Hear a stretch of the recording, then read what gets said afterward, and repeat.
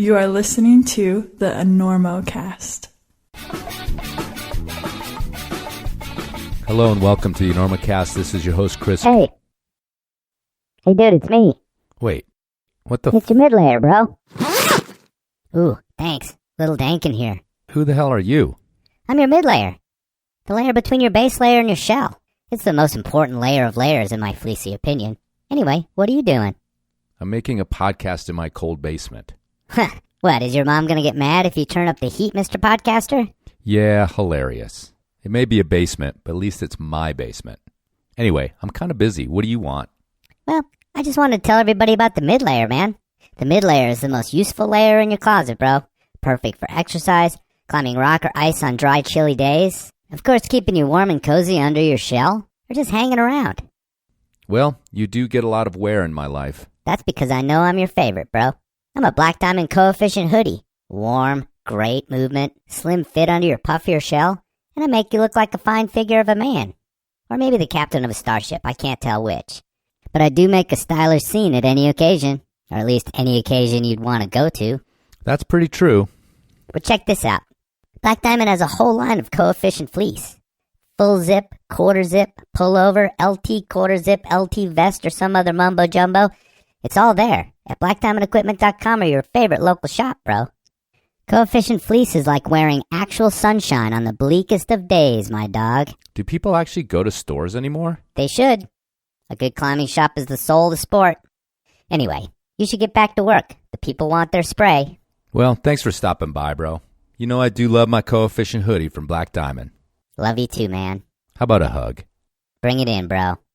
We gotta get Listen, where you playing in town? You playing here? We're doing the Enormo Dome, whatever it is. It's terrific. Oh, It's yeah, a the big house. We place, sold that it side out. of town. That's a Very big nice. place. You sold What's it that, out. 20,000 seats? We really should. The hell are you doing? I couldn't sleep. I'm checking the ropes. There was a frayed end on your rope, and I'm cutting it out.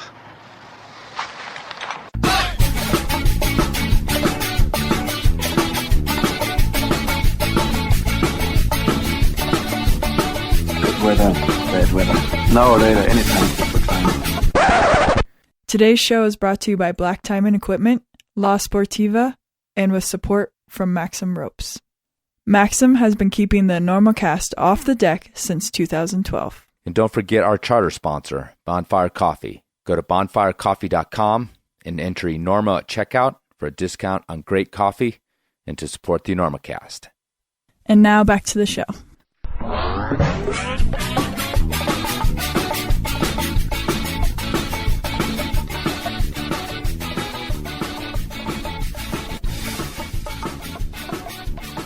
Hello and welcome to the Enormocast. This is your host, Chris Kalous. It is February 23rd, 2023, about 2 o'clock in the afternoon, and this is episode 258 of the Enormocast, the long-awaited TAPS 2023.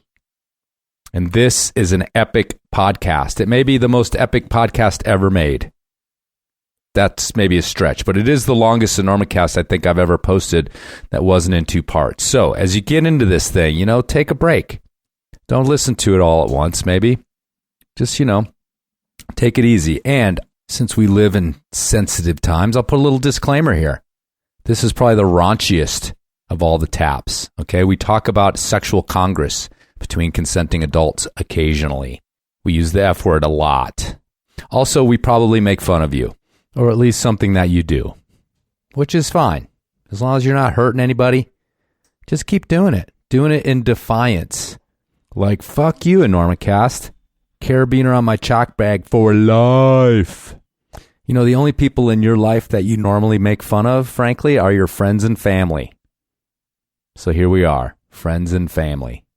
And I want to shout out to our sort of impromptu sponsor, Brooklyn Distilling Company. And their 77 whiskey. Brad over there got in touch with me years ago, actually, and sent me a couple bottles just out of appreciation for the Enormocast. And then he started kind of sponsoring the TAPS edition, despite the fact that it is a little bit risky to do that. Anyhow, he once again came through with some whiskey. I appreciate that, Brad. And if you want to support Brooklyn Distilling Company, go to brkdistilling.com. That's brkdistilling.com. Click on the Where to Buy tab and get yourself some, or get some for a whiskey drinker in your life. And perhaps the most important thing is that, like Belay Specs and Peter Gilroy, when you support Brooklyn Distilling Company, you support a climber who started it, runs the business, and it's just a small game that he's playing over there. So selling whiskey keeps him in climbing gear. Cool. Let's get to it, huh? Taps 2023, the end of the Quietude. The high-flying monsters of Sportiva Rock Shoe lineup return this weekend to your local crag for the Enormocast Back to Spring Monster Sending Season. Come see the La Sportiva solution lead the charge as the greatest sport climbing and bouldering beast of all time. Or watch as the 10,000 horsepower Testarossa burns down your project. The new and improved Katana lace-up will blow your mind, and don't be fooled by the dainty Sportiva mantra. Its smearing and grabbing power plays rough with those gym holds. Come for the leather, but stay for the midfield halftime show of the new Squama Vegan, all the heft without the harm. Sportiva has it all, from jamming to smearing to edging to hooking. This Sunday and every Sunday from here to eternity. Get your feet in any of these fueled-up, high-octane climbing shoes at Sportiva.com or your favorite local shop. And crush your project! Sportiva.com. Wait. Start over. Yeah. Okay, we're recording. Quiet on the set. 3, 2.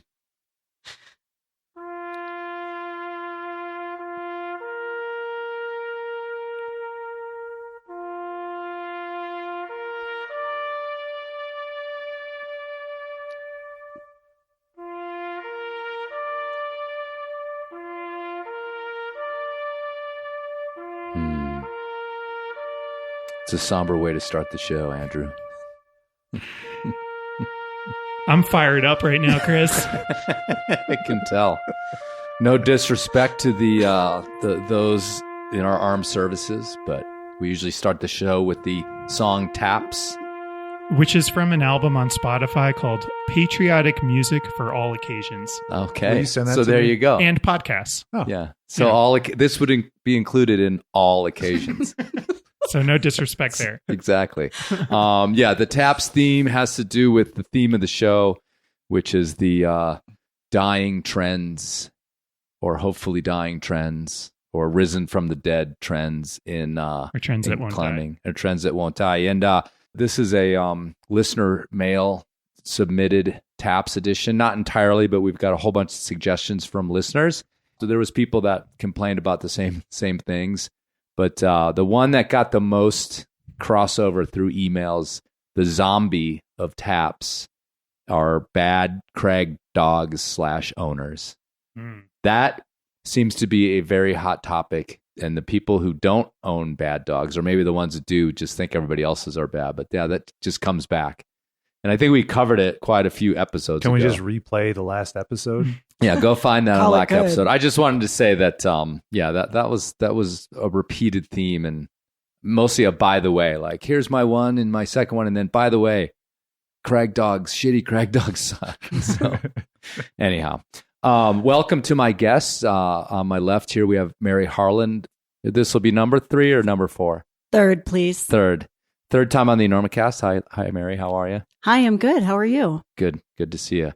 Andy Salo is sort of kitty corner from me. Mm-hmm. Andy, this is your second appearance on Taps. Yeah. So he just moved into town and got right on the mic last year. Yeah, pretty much right off the boat. Yeah, after Dilk died. Yeah, after Dilk was God bless summarily killed by Taps. Yeah, I got a lot of requests for Dilk. Dilk, if you're listening, buddy, people love you. They still love you. We love you. Yeah. So, and then on my right, my compatriot from the Runout podcast, which is sort of like Taps every month, which I'm not the only one to point that out. That's been pointed out by our listeners as well.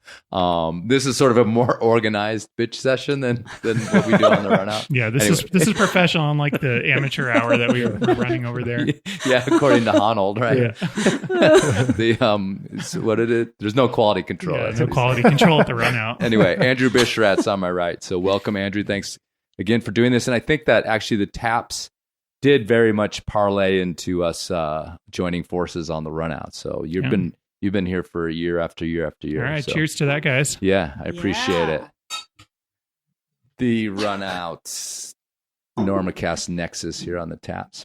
And thank you, Andy, for pointing out that I will also give a shout out to 77 Whiskey, Brooklyn Distilling in Brooklyn, New York. Once again, have sponsored the Taps edition with a few bottles of 77 Whiskey.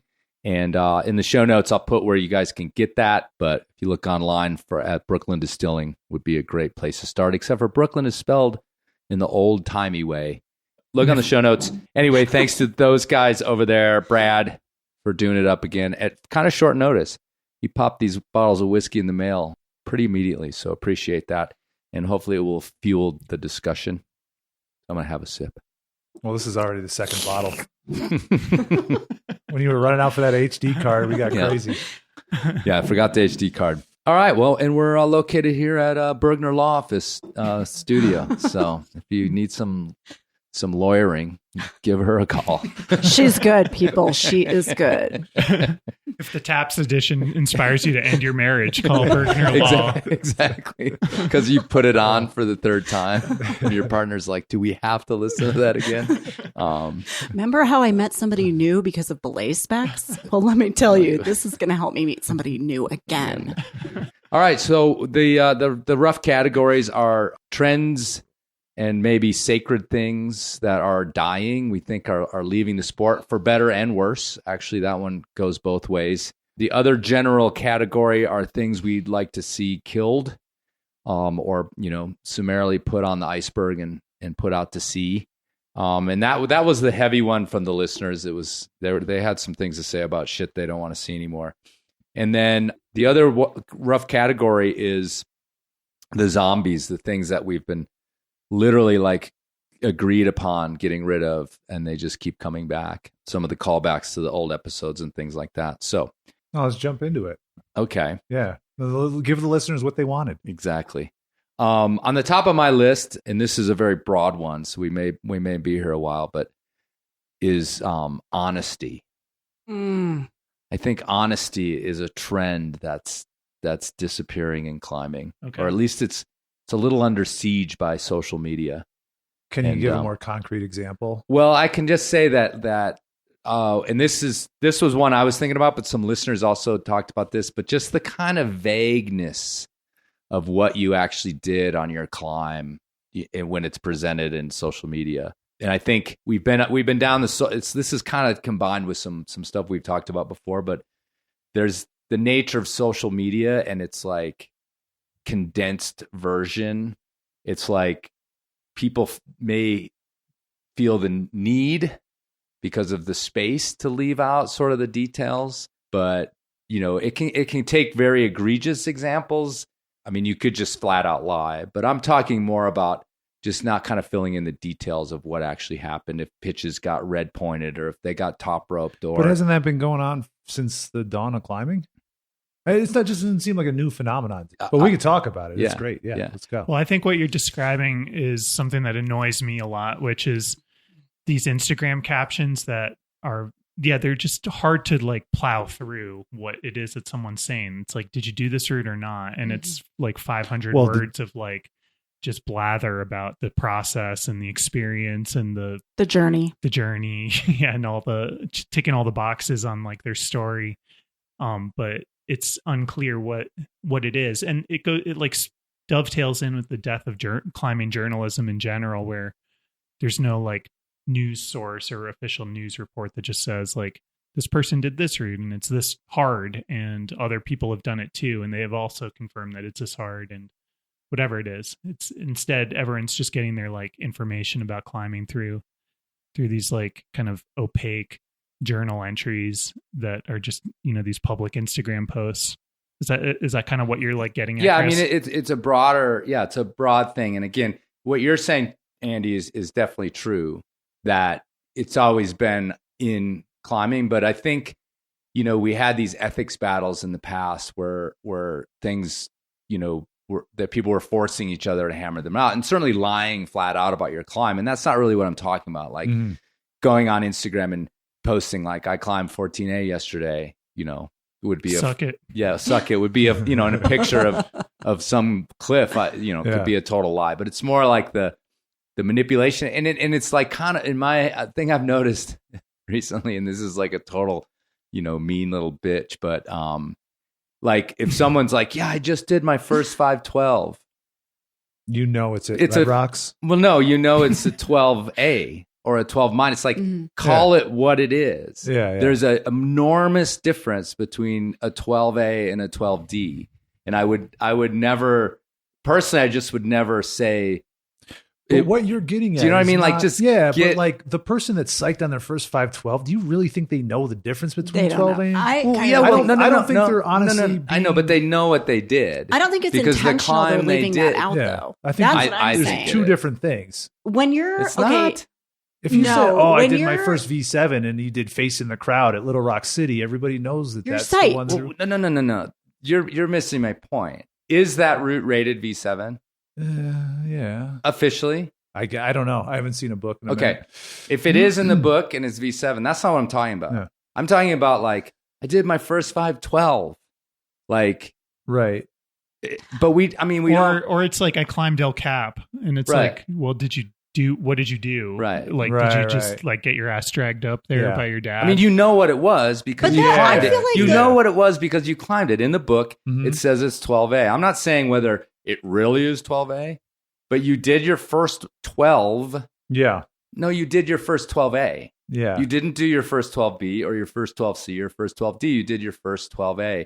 Or in Indian Creek, it was 12 minus. To me, you're leaving out something and it's one more tap of your thumb to put the fucking letter grade on there.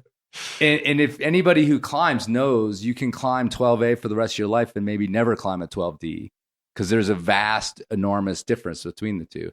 So put it in there and be honest with yourself about what you did. So you want people to say, I did my first 512 that was not a C or a D? No, you just put the actual because they might say that. Just say 512A. Yeah, I mean, what? Yeah. Wait. Hold on. I want to go back to this. Yeah. I'm pushing back because I think that the people that are saying that do not understand the differences in the letters. Yeah, but who cares? They know what the grade is. What if I said I climbed my first 513? I would assume that you climbed a 13A and you broke into the 513 grade. Okay. And you still have 4 letters to go before you hit 514. Do you know but put the grade on it. You know what it is. You chose it because it was a 12A. Right. Okay, so it's like a question of integrity, right? Look, hold on. Let me go back to this real quick. Yes, thank you. I'm not. I think there's a difference. The other thing is if you know if that person their first 512 was in fact they leapt from 11D to 12C, you know for fucking sure they'd put the C on there because they want us. No. Right. Well, and there's also, I don't know, man. When I've seen this done, there's ignorance and there's integrity and there's like people definitely muddy the waters, right? Like I can assure you that people think the difference between 5.9 and 5.10 is the same difference between 5.11A and 5.12A. And we know that that's not the case, but these people don't. I don't know. I think by the time you get to 5.12, you're kind of feeling it. You should know. Yeah. You should know. Because you know, sure as hell know the difference between 11A and 11D by then. Maybe. All right. Yeah. Do you know Timmy Kang? Yeah, he did. His first 514 was Bad Girls Club. It was a 14D. Did he say very it? first one? I don't know. It would be funny if that's the way he presented that.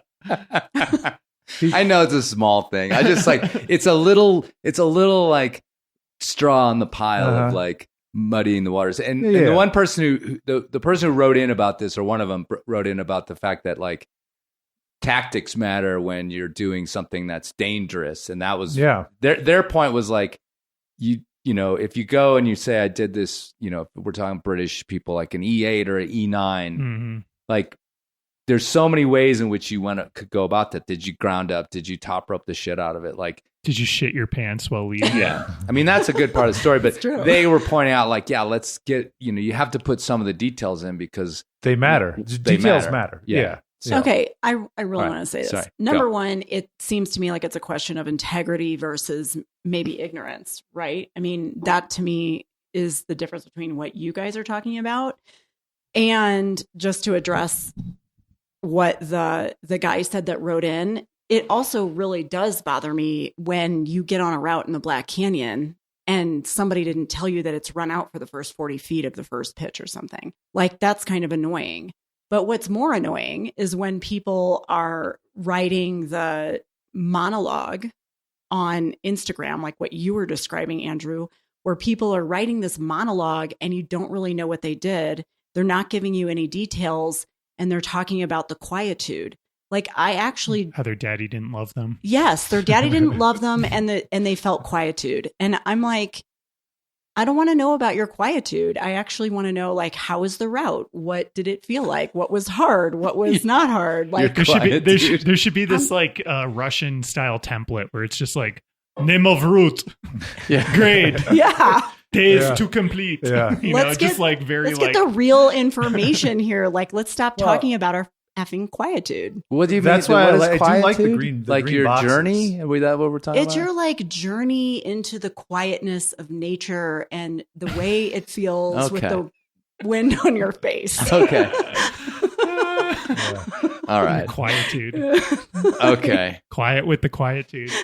So- Already. All right. So you, Andy, would you say that this sort of thing that I'm talking about is not any worse or better than it ever was? It's the Or is- same, man. It's the same. Dude, I mean, you like, yeah, you go to like old climbing magazines and you see a news blurb and there's some crusty fucker out there who's like, oh, dude, well, when so-and-so came to town and did that route, what they don't tell you is that he, blah, blah, blah. Like, Fuck my wife. Oh, wait, did I say that out loud? God damn it. You took it there, Chris. Speaking of the old days, that used to happen a lot too. It still happens. Yeah.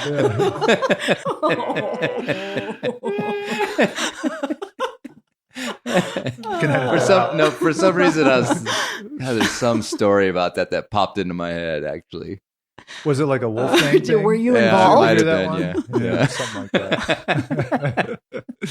He stole our roots and our girlfriends. Yes. Yeah, had his way. I'm sure you. Yeah. Anyway, all right. So maybe I'll move on. Yeah.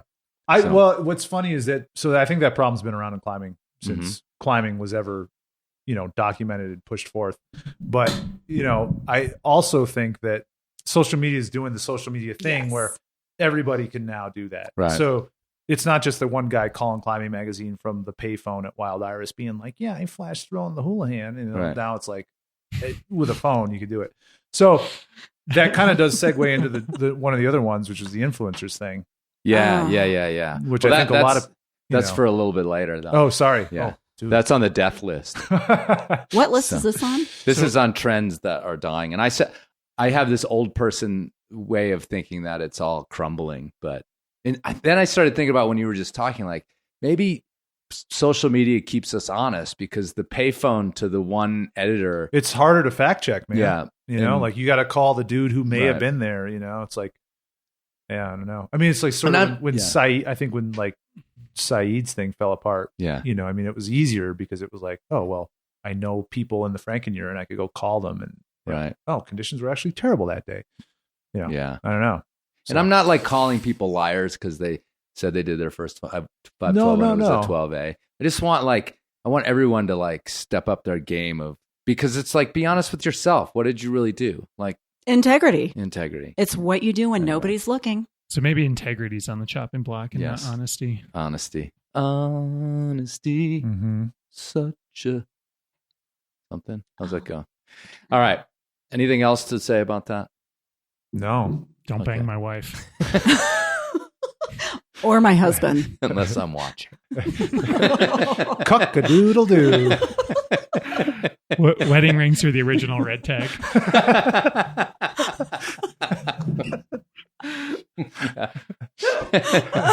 We all know which climbers just used to blow off red tags too. Yeah. The same ones. Okay, how about the ATC? Is it over? It is fucking done. Like, and I'm talking about like, we'll use ATC. Sorry, Black Diamond. You know, you're my sponsor, but we'll use ATC as a proxy for a non-auto locking device or brake assisted device. You got to be careful. Brake auto assisted. locking. Oh, brake assisted. Well, I sorry. think I didn't make it. Well, the guide I think is auto locking versus a Grigri would be brake assisted, right? I don't know. I have no What idea. is the context of Getting into about Yeah, let's see wondering about the whether ATC. someone- Well, because of, and we've talked about this a little on the run-up, because of the sort of hubbub around a couple Grigri posts that I made, one of which I said that I still like the ATC for certain things like multi-pitch climbing. And You do? I do. I have my reasons. I don't need to get into them right now. But I said that, and basically, none of your beeswax. I may have. We're a podcast. Come on. I may have it was like I just, took a whole bunch of baby seals and like lit them on fire. People were pissed like that I use an ATC at all. And then there was another one where I talked about the ways in which I use the Grigri, because in that I use an old way of doing it, the way they taught us. The way that they kick you out of gyms for. Yes. Yeah. And that too made me like persona non grata. And so basically I was like, am I the only person left in the world using a ATC to belay a leader at any time? Well, is it a guide ATC or is it just a normal ATC? Well, it doesn't matter. If you're belaying a leader, you use it as the well, it matters because then if you carry an ATC on your harness, you're literally carrying something that can only belay like off your harness, really. Yeah, that's a good. It's kind of pointless. One of the things that should die are those like single ATCs. Regular ATC. Well, those ones that are just like a single, just for a single rope ATC. Imagine that. Do those What still is exist? that? Yeah. Get rid of that. Yeah. No one should buy that. Really? Yeah, They I think exist? so. Yeah. Because the one that only uses a single rope is one of those assisted. No, they make ones that are just passive, that without like Huh. any kind of brake assistance. What the It's hell like is- what's the point? You of mean like ATC, like BD does, or they're out I there think and BD somewhere makes else? Yeah, I Really? agree. that? Yeah, Because Fuck the you, one BD. the one I know of that they make only runs one rope, but it's one of those assisted ones that locks if it, like the If it Mammoth tips. one. It's like a jewel. I Yeah. could be Yeah. I could be not up to date on my climbing. Yeah, market but- here. Well, either Well, way, yeah. whether it's Okay, a so see, single here we go. strand or a double Okay. strand that it can hold, it's pointless if it doesn't have that guide mode, because that's why I would have an ATC with me, so Okay. I can give a top belay and belay somebody from the bottom. Right. Well, so ATC And it's brake assisted. Right. ATC no guide out. Yeah, that's what I'm saying. Do they make those still? Yeah, they Yes. Okay. Black Diamond makes one. I know. Sorry, Black Diamond. I know. Well, every Everyone company makes makes one. one. Yeah. It's like just the generic weird. thing. Like, Is it why just are they selling that? Is it just like a boomer thing? They're like they'll still buy these things. We have Yes. a market. I've seen them. I've seen people belay on. Well, I them. know Like, they're out there. That's why I'm saying they're dying. Well, think about guiding. I mean, a lot of people bring their ATC. Mhm. I mean, I think that it's like you don't really know when you first start climbing that that's what you're buying. When it comes in the package with the harness and the... It comes in a package of 5 hexes, Let- 2 well, tri-cams, right. Let's roll it back though. Uh-huh. Let me roll it back to the original some ball question. nuts. Right. And Is a it dying? micronut. Is that Is your it- question? So is this group in the group that no matter what the climbing situation is, whether you're out trad climbing, whether you're in the backcountry, you should no longer use an ATC type device to belay a leader, or is it still okay? Well, I'm with Mary where it's an ATC, but it has to have the guide mode. Yes. Yeah, but what if you're doing single pitch stuff? Only Grigri. No. you Oh, never use single the pitch guide. only No. Grigri. No. Because what if you're doing like a double rope thing?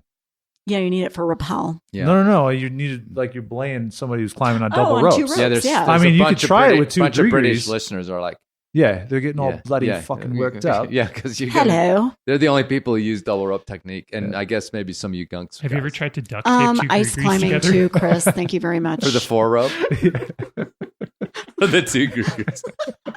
There you go. Weird. Let's do that tech tip. Yeah.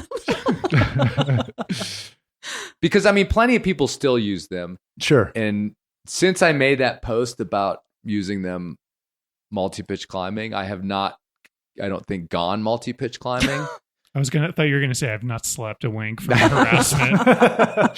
Keeps you up at night. It was a little bit harsh because, I mean, I've done it for a long time, and ATC, maybe no one of the guide. things that should be no on guide. Okay, But they didn't want me using it at all. Like the fact that I would belay a leader on a multi-pitch route, because if it's a guide, it doesn't matter if you're belaying a leader; it works the same as a regular ATC. Was like I might as well just kill the person and get it over with.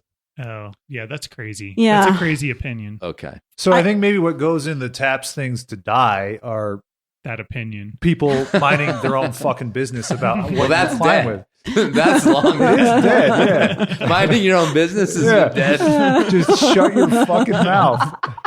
That's on the list. No, things that have died. Minding your own business. Are you kidding me? Can we The dig it fucking up? internet is not about minding your own business. Not clearly.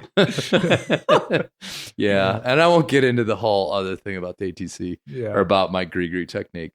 We've done it elsewhere. So I think that it's obviously becoming less of a. I mean, you could probably look at the sales of these companies. Well, I think less people are using them in general. Well, more people should, because they shouldn't be rappelling on they shouldn't be doing the single rope rappel. Mm-mm.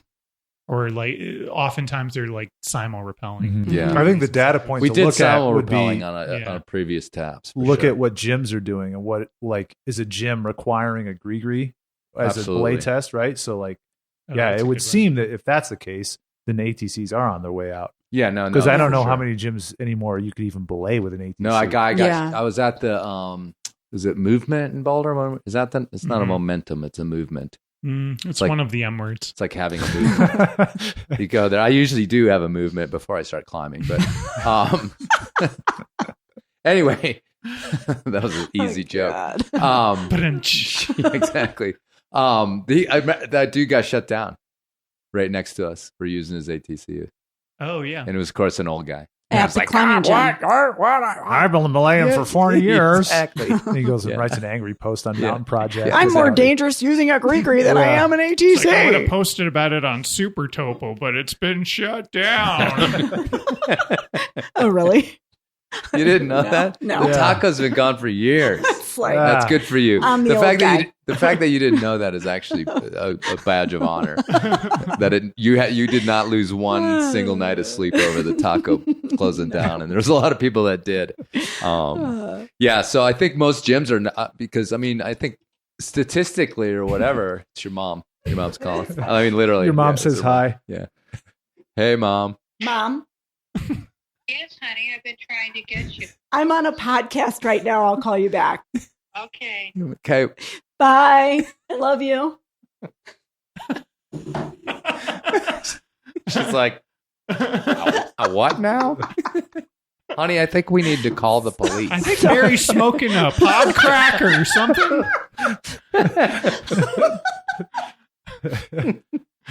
Oh, my mom. Sorry, I didn't mean to do What an were we impression talking anymore. about? Okay. I forget what I was talking about. Your mom. Yeah. Super Anyway. Topo. Oh yeah, the super tough thing. Anyhow, Anyway. yeah. So I mean, those things are clearly on their way out. They're becoming more and more niche. I think would be the actual kind of way to put it. So It's going to be like a hipster climber in a full steampunk outfit comes into the gym and uses an ATC. And it's like a cool, trendy thing. it's They're got somehow he's got some gears on Yeah. it that do things and stuff, and his little Makes a whistle little- that toots. He might even have Who's that a really conductor long from cordelette on his 1890 harness. belaying at the lead wall with that weird device? And a cordelette on his harness. Exactly. Listening to Mumford and Sons. It is amazing how the gree has stood the test of time. No one's been able to knock that fucking thing off. Never will. Never will. Mm-mm. Yeah. It's the best. And even the first one still, People prefer the first one. I know some Yeah. do. And the very first one is still better than anything anybody else has come up with. So It holds the rope better when somebody falls. the first It's got one, a better the old one? camming. Yeah, it has a better camming device. Unless you hold the thing open. In which case, it doesn't work. All right, don't get us started. Don't do that. Print mags. Dead. Oh, All Was dead. it this year? We didn't talk about this last year. I don't know. No, it's- Time's a flat circle. Yeah. Climbing went out of business. Well, it's in business, but they stopped printing magazines. Mm-hmm. And Rock and Ice went out of business. Just got swallowed. And hats off to, the climbing Alpinist, zine climbing and the Alpinist. zine. Yeah, those are the only two left. Mm-hmm. Gripped is still hanging in. Are they there in printing Canada. mags? Yeah. Yeah. Okay.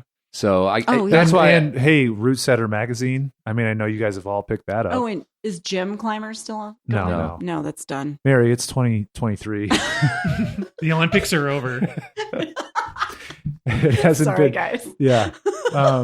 2007. No, call. that got killed with Rock and Ice because it was blind Rock and Ice. Oh, yeah. yeah. No, I mean, we can laugh all we want, but our friends here in town, got hosed by that shit. Totally. Because Rock and Ice was still here in Carbondale when they got in this sold. very building. And Gym Climbing. Yeah, actually, we're in one of their old offices. Mm-hmm. Yeah, I mean, and I didn't put it dead because our friend Luke Mihal has the climbing zine, which you should support. And Derek has the Alpinist. Yeah, Derek here in town is the editor of the Alpinist. So this place has been a hotbed of print climbing magazines. I think it's just that it's like everything else that sort of evolved with the internet, that the stuff that didn't figure out how to evolve properly just died. Right. And so Alpinist and Climbing Zine figured out that long form storytelling was what people are still going to pick up. I don't need to get my news from the Alpinist because it's going to be a month old anyway. I'm just going to go on Instagram and see people doing their first 12A. So, or lying about it. Well, not lying. We don't know. Fudging. We don't know. We have no one to tell us. So I think that those two publications, for example, have figured it out enough ahead of the curve to, they seem like they have holding power. In some ways, they didn't figure it out. It's just that the other two thought they could keep up. Because the other two got bought by Outside, which killed all of their. Yeah, I mean, I think so. It was one company that put all their eggs in one business model basket, and they instead of investing their money in NFTs in the magazines, they started this goofy NFT Outside Outerverse bullshit, which has been a complete fucking failure. And now, dozens of people are out of jobs, and our magazines are no longer in print. Mary is learning so much right now. I don't know what NFT means. I didn't shed a tear when they stopped printing mags. Right. So anyhow, this will be. What are you over there talking about NFTs? Poor Mary, I don't know what NFT means. Okay. Hold on, can we it's pause? Like cryptocurrency. I was going to say, can we pause so I can explain crypto to her? No. 3 hours later. Nobody understands it still.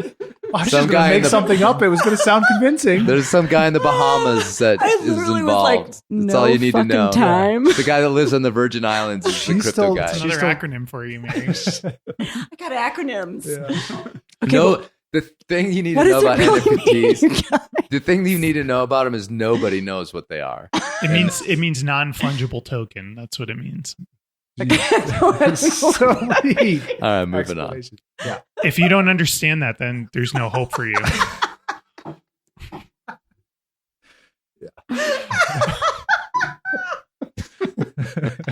Oh, God. When was the last time you call my mom back? Yeah, exactly. Yeah. Just don't get fungible on us, all right? Yeah. I'm gonna have to look that word up. Okay. Well, anyway, print mags on their way out, maybe the zine and okay. I Alpinist, actually love print magazines, obviously, because I'm a little behind the times. But I love them because I love the way they feel in my hand, and I love the way they smell. All right. Mm-hmm. I mean, who does not like the There's smell something of tactile new about a book magazine. pages? Yeah, for sure. You don't even have to read the magazine. You just have to sniff it. Smell it. And you're good. Maybe the Alpinist can run a scratch and sniff version for you. Yes. I'll talk to Derek.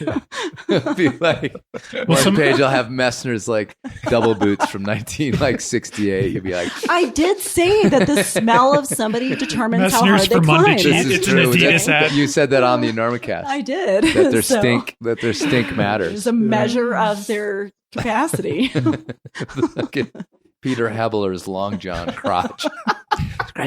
Scratch. For Everest's 75th anniversary, we're bringing you Peter Hapler's Fermunda cheese, sponsored by Adidas. Edmund Scratch Hillary's and sniff edition.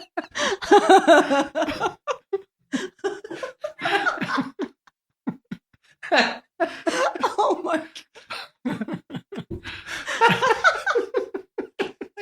believe no one ever did that. Yeah. It's too late now. Actually, Untapped. the zine. Yeah. I don't know. The Zine, zine get can on still that. do it. We're Yeah. throwing that at you guys or the Alpinist.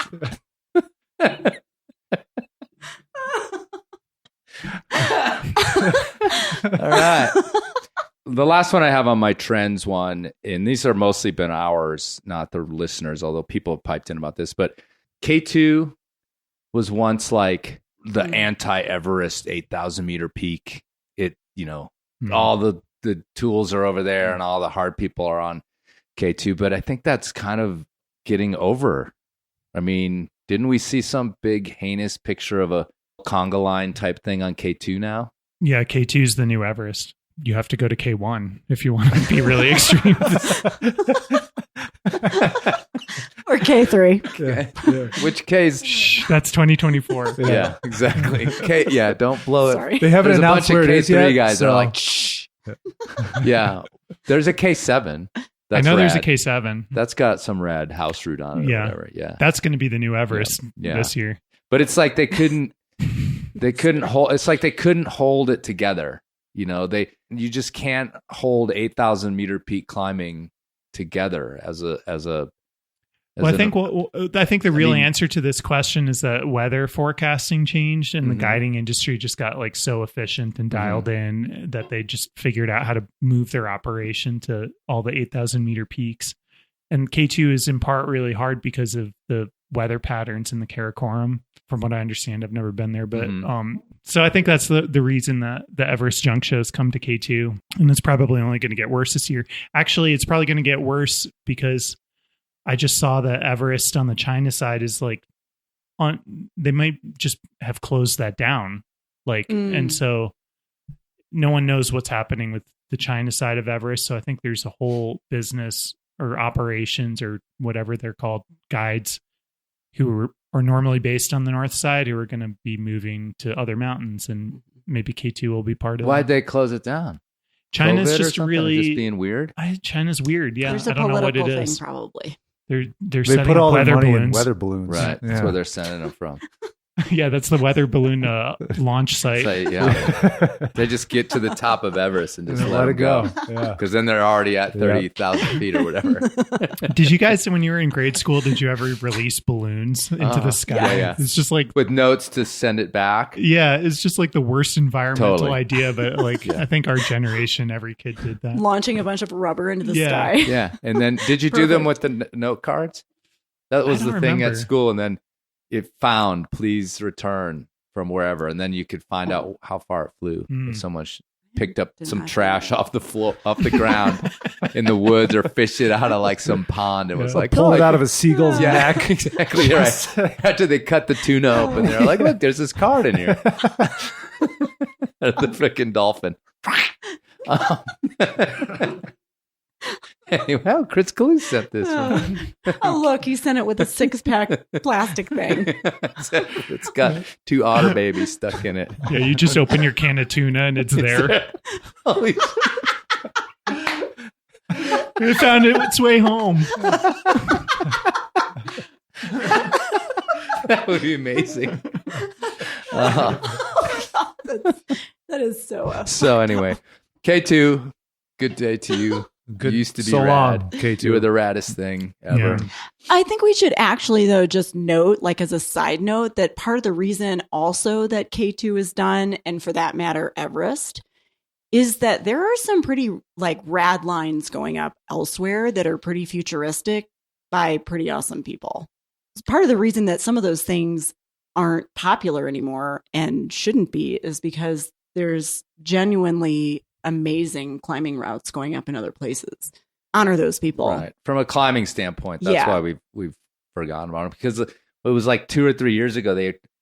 Who was it that tried? Didn't Corey Richards try? And maybe who was he Corey with? Richards and Topo Mena. Like tried to do like a new route on Everest. Well, it was hard. Yeah. It's basically really, Everest is like a really hard fucking mountain, Mhm. if not for the infrastructure that gets installed to make it Mhm. much easier. And so anytime you go outside the gated lines where you're allowed to step, then it gets really hard. Oh no, I was Yeah. thinking of when the fight happened. That was Uli Steck Yeah. and Yeah. The Sherpas. and two other Yeah. Euro guys. I can't remember their names Because they were trying. and, Hans-Jörg, wasn't it Hans-Jörg? No. It was the guy that climbed it in winter with Corey Richards. What's his name? The Italian dude. Oh, Simone Moro, a British dude. Yeah. Griffith or something like that. Yeah. But anyway, the first one where the fight happened, it was because they were literally kind of like wrapped up in the whole infrastructure, but trying not to use it. Yeah. And they were basically like... Which is almost impossible. Yeah. And it was. And then they were causing problems, and the Sherpas got pissed, and they got in a fist fight or whatever. So, Sweet. Yeah. But the point being is, even if you wanted to do something rad, it's like you can't help but get caught up in the mess. And anyway, K2's on its way. It's on its way. I'd say it's dying. It still holds a pretty high regard and respect, as it should. But I'd say that there's going to be like tragedies and the usual. There's going to be like an Into Thin Air style thing that happens on K2. I'm predicting in the next decade. It's a pretty good prediction. Yeah. I mean, not a good one, but a solid one. Well, because Solid. it doesn't have it all. It is harder. Yeah. And so, these guides are going to be out strung out even further when something hits the fan. Mm-hmm. So, because the infrastructure in Everest now is kind of compensated for that happening. Mm-hmm. And, there's been these structural changes that have made it even more safe and more able to evacuate people and things. And none of that stuff exists on K2. Mm-hmm. Yeah. Plus, it's in Pakistan, right? Yep. So you're dealing with this whole other setup. So, yeah. Anyway, hopefully not. All right. Here's a few from the listeners. Our friend Levi, who is also a supporter of Runout, I believe. What up, Levi? Yeah. He kind of conjectured that the idea of booty is dying because of social media, because you can't. It's almost like you can't. Okay, are we talking about like? Oh yeah, or are we talking about like collecting booty like gear? Both. Okay. Because climbers are becoming so much more fit, there's less booty. Yeah. And all the training is reducing booty. And then also, the idea that you can't, it's almost impossible to not know whose gear it was and to have them come knocking on your door. It's for not a even Runout thing. Yeah. It's people think, well, the attitude is shifting that if you find gear on the crag, it's your responsibility now to track that person down, reach out to them, and get their gear back. And that's fucking crazy. Really? Yeah. People really think. It's nuts to me. Okay. So way back when, and not even that far back. I'm not that old. Well, currently in some places. If I got a piece of gear stuck, I went, shit, there it goes. Yeah. Somebody's going to benefit off that. Somebody's going to benefit off. And it was like, the circle of life, right? Yeah. Like, you'll find one. I'll find one somewhere else. It was a whole ecosystem. So, yeah, exactly. Yeah. And now it's totally changed. It's totally changed. If you came across a cam and somebody saw you on watching you scoop up this cam, they would shame you. They'd be like, "What are you doing? You got to get to the owner and you got to figure that out." And it's just it's just different. I don't know. Yeah. So the idea of booty, done. Yeah. Do I write an Instagram post about my journey finding the person? Yeah, that would be nice. Your Quietude. My Quietude as I look for them. Yeah. I mean, what if we treated everything else, all our other possessions like that, where if we if I lost my iPhone, I just walked around until I found a new one, like at a table in a library or something. Right. But I think that was like, here's a new one. The ecosystem is it's evolved. It's giving back to you. Okay. Karma taketh and karma giveth. If we walked outside to the rail trail where they got one of those free libraries and we just found a cool book, we would fucking take it and then say, here's a cool book. And then we'd go home, say, here's a book I don't need anymore. And you'd put that back in the free library. Right. And that system works. Yeah. Okay, so I like that system. What's wrong with the booty system? That is a good system. If you lose $100, if you find $100 in the parking lot, do you search for its owner or do you keep I mean, it? I think you look around, Nobody's around. What are you going to do? But see, the thing that's is, like a cam, though. Right? I'm not going to track but the thing down is, the owner. Yeah, right. You're not going to try that. That's what you're getting at, and that, yeah. So, but I think you're absolutely right. Like, It's insane. The onus is on the finder almost. Yeah. Like I almost don't So want to weird. find booty because then I'm obligated to find out the person it belongs to. It's so not stupid. worth it. Just fucking like clip it and unclip it and leave it. Yeah. My day's ruined. I found a new cam. Fuck, is that the next couple weeks I got to be doing emails and Instagram and all Totally. this shit about this fucking Gotta cam? post pictures Fuck on it, it. forget it. I'm leaving it. Leaving it. Just quitting climbing. Just snip the trigger wires or something. Like fix it. Move on, man. It's not worth it. So, Levi, you're right, buddy. You're Yeah. onto something there. God bless Levi. Yeah. He's got his finger on the zeitgeist. Let me tell you. Exactly. This one came in, which I didn't know about this, and we talked to some people about rec.gov on the Runout that do all the national parks reservation systems, and it's apparently some subsidiary of Boozler, blah, like some intelligence company that works for the NSA, government contracts. Snowden actually was working for him when he ripped off the stuff that he got in trouble for, and that's who owns rec.gov. So anytime you're paying money to rec.gov to like get a campground, you're actually putting money into this company's pocket that is nefarious to say the least. But the thing this person pointed out with, and it was Gus brought this up, is he says that Camp 4 is dying. It's on life support. Yeah. And what he pointed out is this, and this is crazy time, is that in the season, you get on rec.gov. I don't know if you guys knew this, probably not. And you pay $10 to get into a lottery for whatever sites are left for the next 2 weeks. You can only do it 2 weeks ahead or a week ahead. Maybe it's just a week.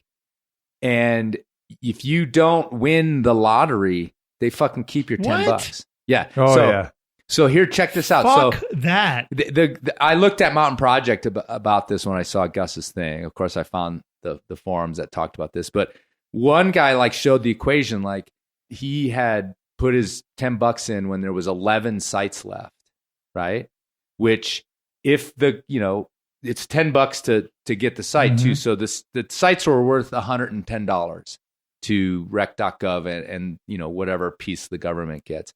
Let's say 1,000 people got online, which is not unheard of when it comes to these Yosemite camping grounds. Sure. And all of them gave $10. Nobody gets it back, but the sites were only worth $110 to the Park Service, but they could make thousands upon thousands of dollars on every one of these lotteries. That pisses me off. It's fucking That's gnar, scum isn't as it? shit. Yeah. So gone are the days of standing in line. Oh, yeah, it's gone. And waiting Gone. for your. Wow, this is the only way to reserve a site there. Yes. And it's not, the one thing about it is a lot of regular campgrounds, you can reserve them months out. Yeah. This one is right then, like it's only for the next 7 days. But you instead of being in line, you're sitting there in the parking lot on your app on your phone. Yeah. Wow. Oh my God. It's dead as shit, man. Yeah. So It's done. Wow. Camp 4. Shut it down. That is like messed up on multiple levels. We have to go back So to messed Camp up. 3 and Camp 2 and fuck. Camp 5. I guess. Is that on K2? It's near K3. Oh. Okay. Can anyone tell me what the K stands for? I meant to ask. Killer. Huh? I don't know. Oh. no, they were peaks that I don't know what the K stands for. Karakoram. Oh yeah. I guess that's Oh. right. So it was the second peak they found in the I think it's Karakoram? height. Oh, okay. What's No. taller than K2? No, K1. because there's K7 and stuff. It must be in the range. No one's found it yet. But it is sorry, I didn't mean to sick. derail that. It's But near K3. man, Camp 4, dude. Wow. Yeah. So Huh. and he kind of conjectured like climbing campgrounds in general, but let's that's pretty bad. Like, that's pretty bad. I mean, I don't think like you can knock the Alpine Club for swooping up certain campgrounds and Mhm. making them sort of commercial ventures, but Right. I don't think they're not coming close to that. Right. I mean, that's absurd. Well, the other thing that sucks about that is that climbers. I mean, remember when they were going to bulldoze it like a decade ago? yeah, totally. And climbers and Chenard put a bunch of money in their lawsuits and stuff, and it was like climbers stopped this from happening. Mhm. And and I mean, and then the whole rec.gov thing is, as we heard from these other folks that we talked to, is like completely fucked. And it's for profit, and so you think your money's like, oh, it's going to the park. They'll use it to like, no, it goes clean up pine cones or whatever. No. Do they clean up pine cones? Anyway, they'll use it to rake the sick forest, of all those pine cones. But it's only a piece of it's gone, and the rest of it's gone to this like nefarious company that's probably listening to us right now. Blackwater. Yeah, they've got us tapped. Yeah, for sure. Tap them. Did it. Yeah. Tap their asses out. Taps back. All right, so we agree with you, Tap, Gus. Climber Campground Camp 4 is Camp 4 is out. It's on life support. That sucks. That's really sad. Yeah, that is really sad. That's like a piece of history going away. Here's somebody wrote in. It's Leif. It's spelled like Leif, but with a V, and I assume that. Anyway, Leif. He talked about something. Maybe he wanted it to die, but I started to think about whether it is dying or not because of our experience at the gym in Boulder. Is at least places I've been recently, like dudes taking their shirts off seems to be like less popular. I mean, maybe you guys don't have a lot of gym experience, but when we were in that gym, remember I pointed out in that entire gym, and it was busy-ish. I was like, look, there's one dude in here with his shirt off right now. Well, there's policies against it. I don't think there is at this place, or at least no Maybe one not, was bugging but- that guy. Well, but I know there's Some policies gyms do. against it. Yeah. In Salt Lake, they're very strict. I'm fine about that. Yeah. But in Boulder, it's a free for all. Well, but it's like maybe I'm the odd guy out, but I have no problem with that. Like, there's nowhere else in public you would go where it's like, inside that it's socially acceptable to take your shirt off. Right. You don't go to the movies and like, hey, like that crew up there has got their shirts off. You know? So you're like okay we're watching the new Avengers movie and like this dude's got his shirt off. So you're okay with them not having their shirts off? No, I'm saying I'm against that. I'm saying that like I don't want that in the movie theater. I want everybody to be dressed. Right. So I'm okay in the climbing gym that, like somebody's got their shirt on. Yeah. Not a big deal. So it's like the one place you can express yourself, show your nipples. No, you want to go outside, go to the beach, go to where like. Yeah, I'm confused. So you want your shirts on in the gym? Or? Yeah. Okay. Yeah. Right. I got confused. Why is that so hard? I thought you were saying that it was like it was the one place you could be free. No. He does not want freedom in the gym. Okay. Because I've remarked a number of times that our gym here, our little climbing gym, there is definitely a culture against taking your shirts off. Yeah. And it's the owner who's created the culture. I don't think he has an official policy, but he doesn't let his team kids do it. And like I've seen him not go to somebody and be like, dude, put your shirt on, but make some snide comment about the person to like kind of shame them into putting I don't their know. shirt on. Have you ever been in a gym shirtless? Yes. No. Not in What about you, Andrew? No, I don't take my shirt off, not even to shower. I have worn just my sports bra in a gym. But a sports bra. But I that's feel different. like this might sound weird, but I feel That's like for fine. women, it is maybe more acceptable because we're not really hairy. Yeah. I just don't want to see men's sweaty body hair. I don't. So as long as they shave. Yeah. As long as you shave it could shave be your a me back. thing. As long as they shave themselves clean. I don't know. I kind of just don't want to Yeah. see naked men Look, in the gym. I don't have like a super personal problem with it, but I there's two things. It is a little aggressive, I find, and I'm sort of like sympathetic to the women in the gym or people for Even whom just that new feels climbers. excessive. I mean, Yeah, there's a gatekeeping aspect to it, right? Mhm. And then the other one is it tends to be people that I'm finding that they're Yeah. acting in Have you ever been like that shirtless guy is cool and go talk to him and strike up a conversation? Well, let's go get a beer later, dude. Like, no, you don't do that. No, that's the guy you avoid every time. They're playing the annoying music while climbing. Right. Yeah, with their shirt off. Yeah. I'm going to disagree with everyone here. I think that guys should take their shirts off more often. Okay. If you've got it, flaunt it. Right. I think that they should man spread when they sit. And generally just make themselves and their presence and their musk known. I don't know what NFT is, and I don't know what man spread is. You can imagine. Use your imagination, Mary. Yeah. She's been Googling this whole episode. So much education. Exactly. All right. Well, I thought like, and maybe it's because there is pushback against it, and we're living in this sort of era where we're thinking about like, body shaming vis-a-vis eating disorders and things like that. I don't know. I don't get around, and people probably write in about their own gym, but I feel like it's a little less. And when I said that I've taken my shirt off, it was like in LA in 1990, whatever, 94, 95 in the gym, and I was there's in my no 20s. AC and Yeah, but no, it just seemed like a thing to do, but I even remember them being like a little self-conscious about it and being like, "This is a little weird," you know. I don't know. And you know, I mean, outside it's totally different. Right. I think there's just like a different thing when you're in a public, inside, private business. You know. Well, you're sort of an unfortunate captive audience. Mm-hmm. You know, there's a distance most Craigs. I mean, I guess you're climbing right next to people at the red and stuff. But like, if you're a sweaty dude, you shouldn't have your shirt off. If you're not sweating all over the place, then who cares? All right. Yeah. So there should be like a humidity. Yeah. Thing within if you're your glistening. Shirt. I just think like it. But that's why they'll be like, I need my shirt off, bro. Look how much I sweat. If you look like a piece of moist bread in a bag in a hot car, you had to say put moist. the shirt on. Super moist. Well, the fact is that if you are a sweaty was it Reinhold person, Messner's Long Johns? Is that what you're talking about? Peter Havler's If you look like the Bermuda. inside of Reinhold Messner's Long Johns, Scratch and sniff here. I just think it's weird that you have a private, you have a business that's just like you wouldn't walk into a restaurant. There's shirtless guys in a restaurant. Would you stay in the restaurant? No shirt, no service. You know, yeah, that's pretty standard. All right, moving on because we have a lot to cover still. Stick clip shaming. That should die. That's weird. What's the shame? In using a stick clip. You're right. Someone if you use it, you're weak or something. Okay, I may get this backwards because I got this from two different listeners. Chaz, I think Chaz was the one who he was. I think he was at Seiyu's actually with his wife, and like they pulled out their stick clip, and literally somebody opened their mouths and gave him shit about it and called it a pussy stick. Oh my god! Which ooh. It's kind of funny. I would have flown right back to the United States.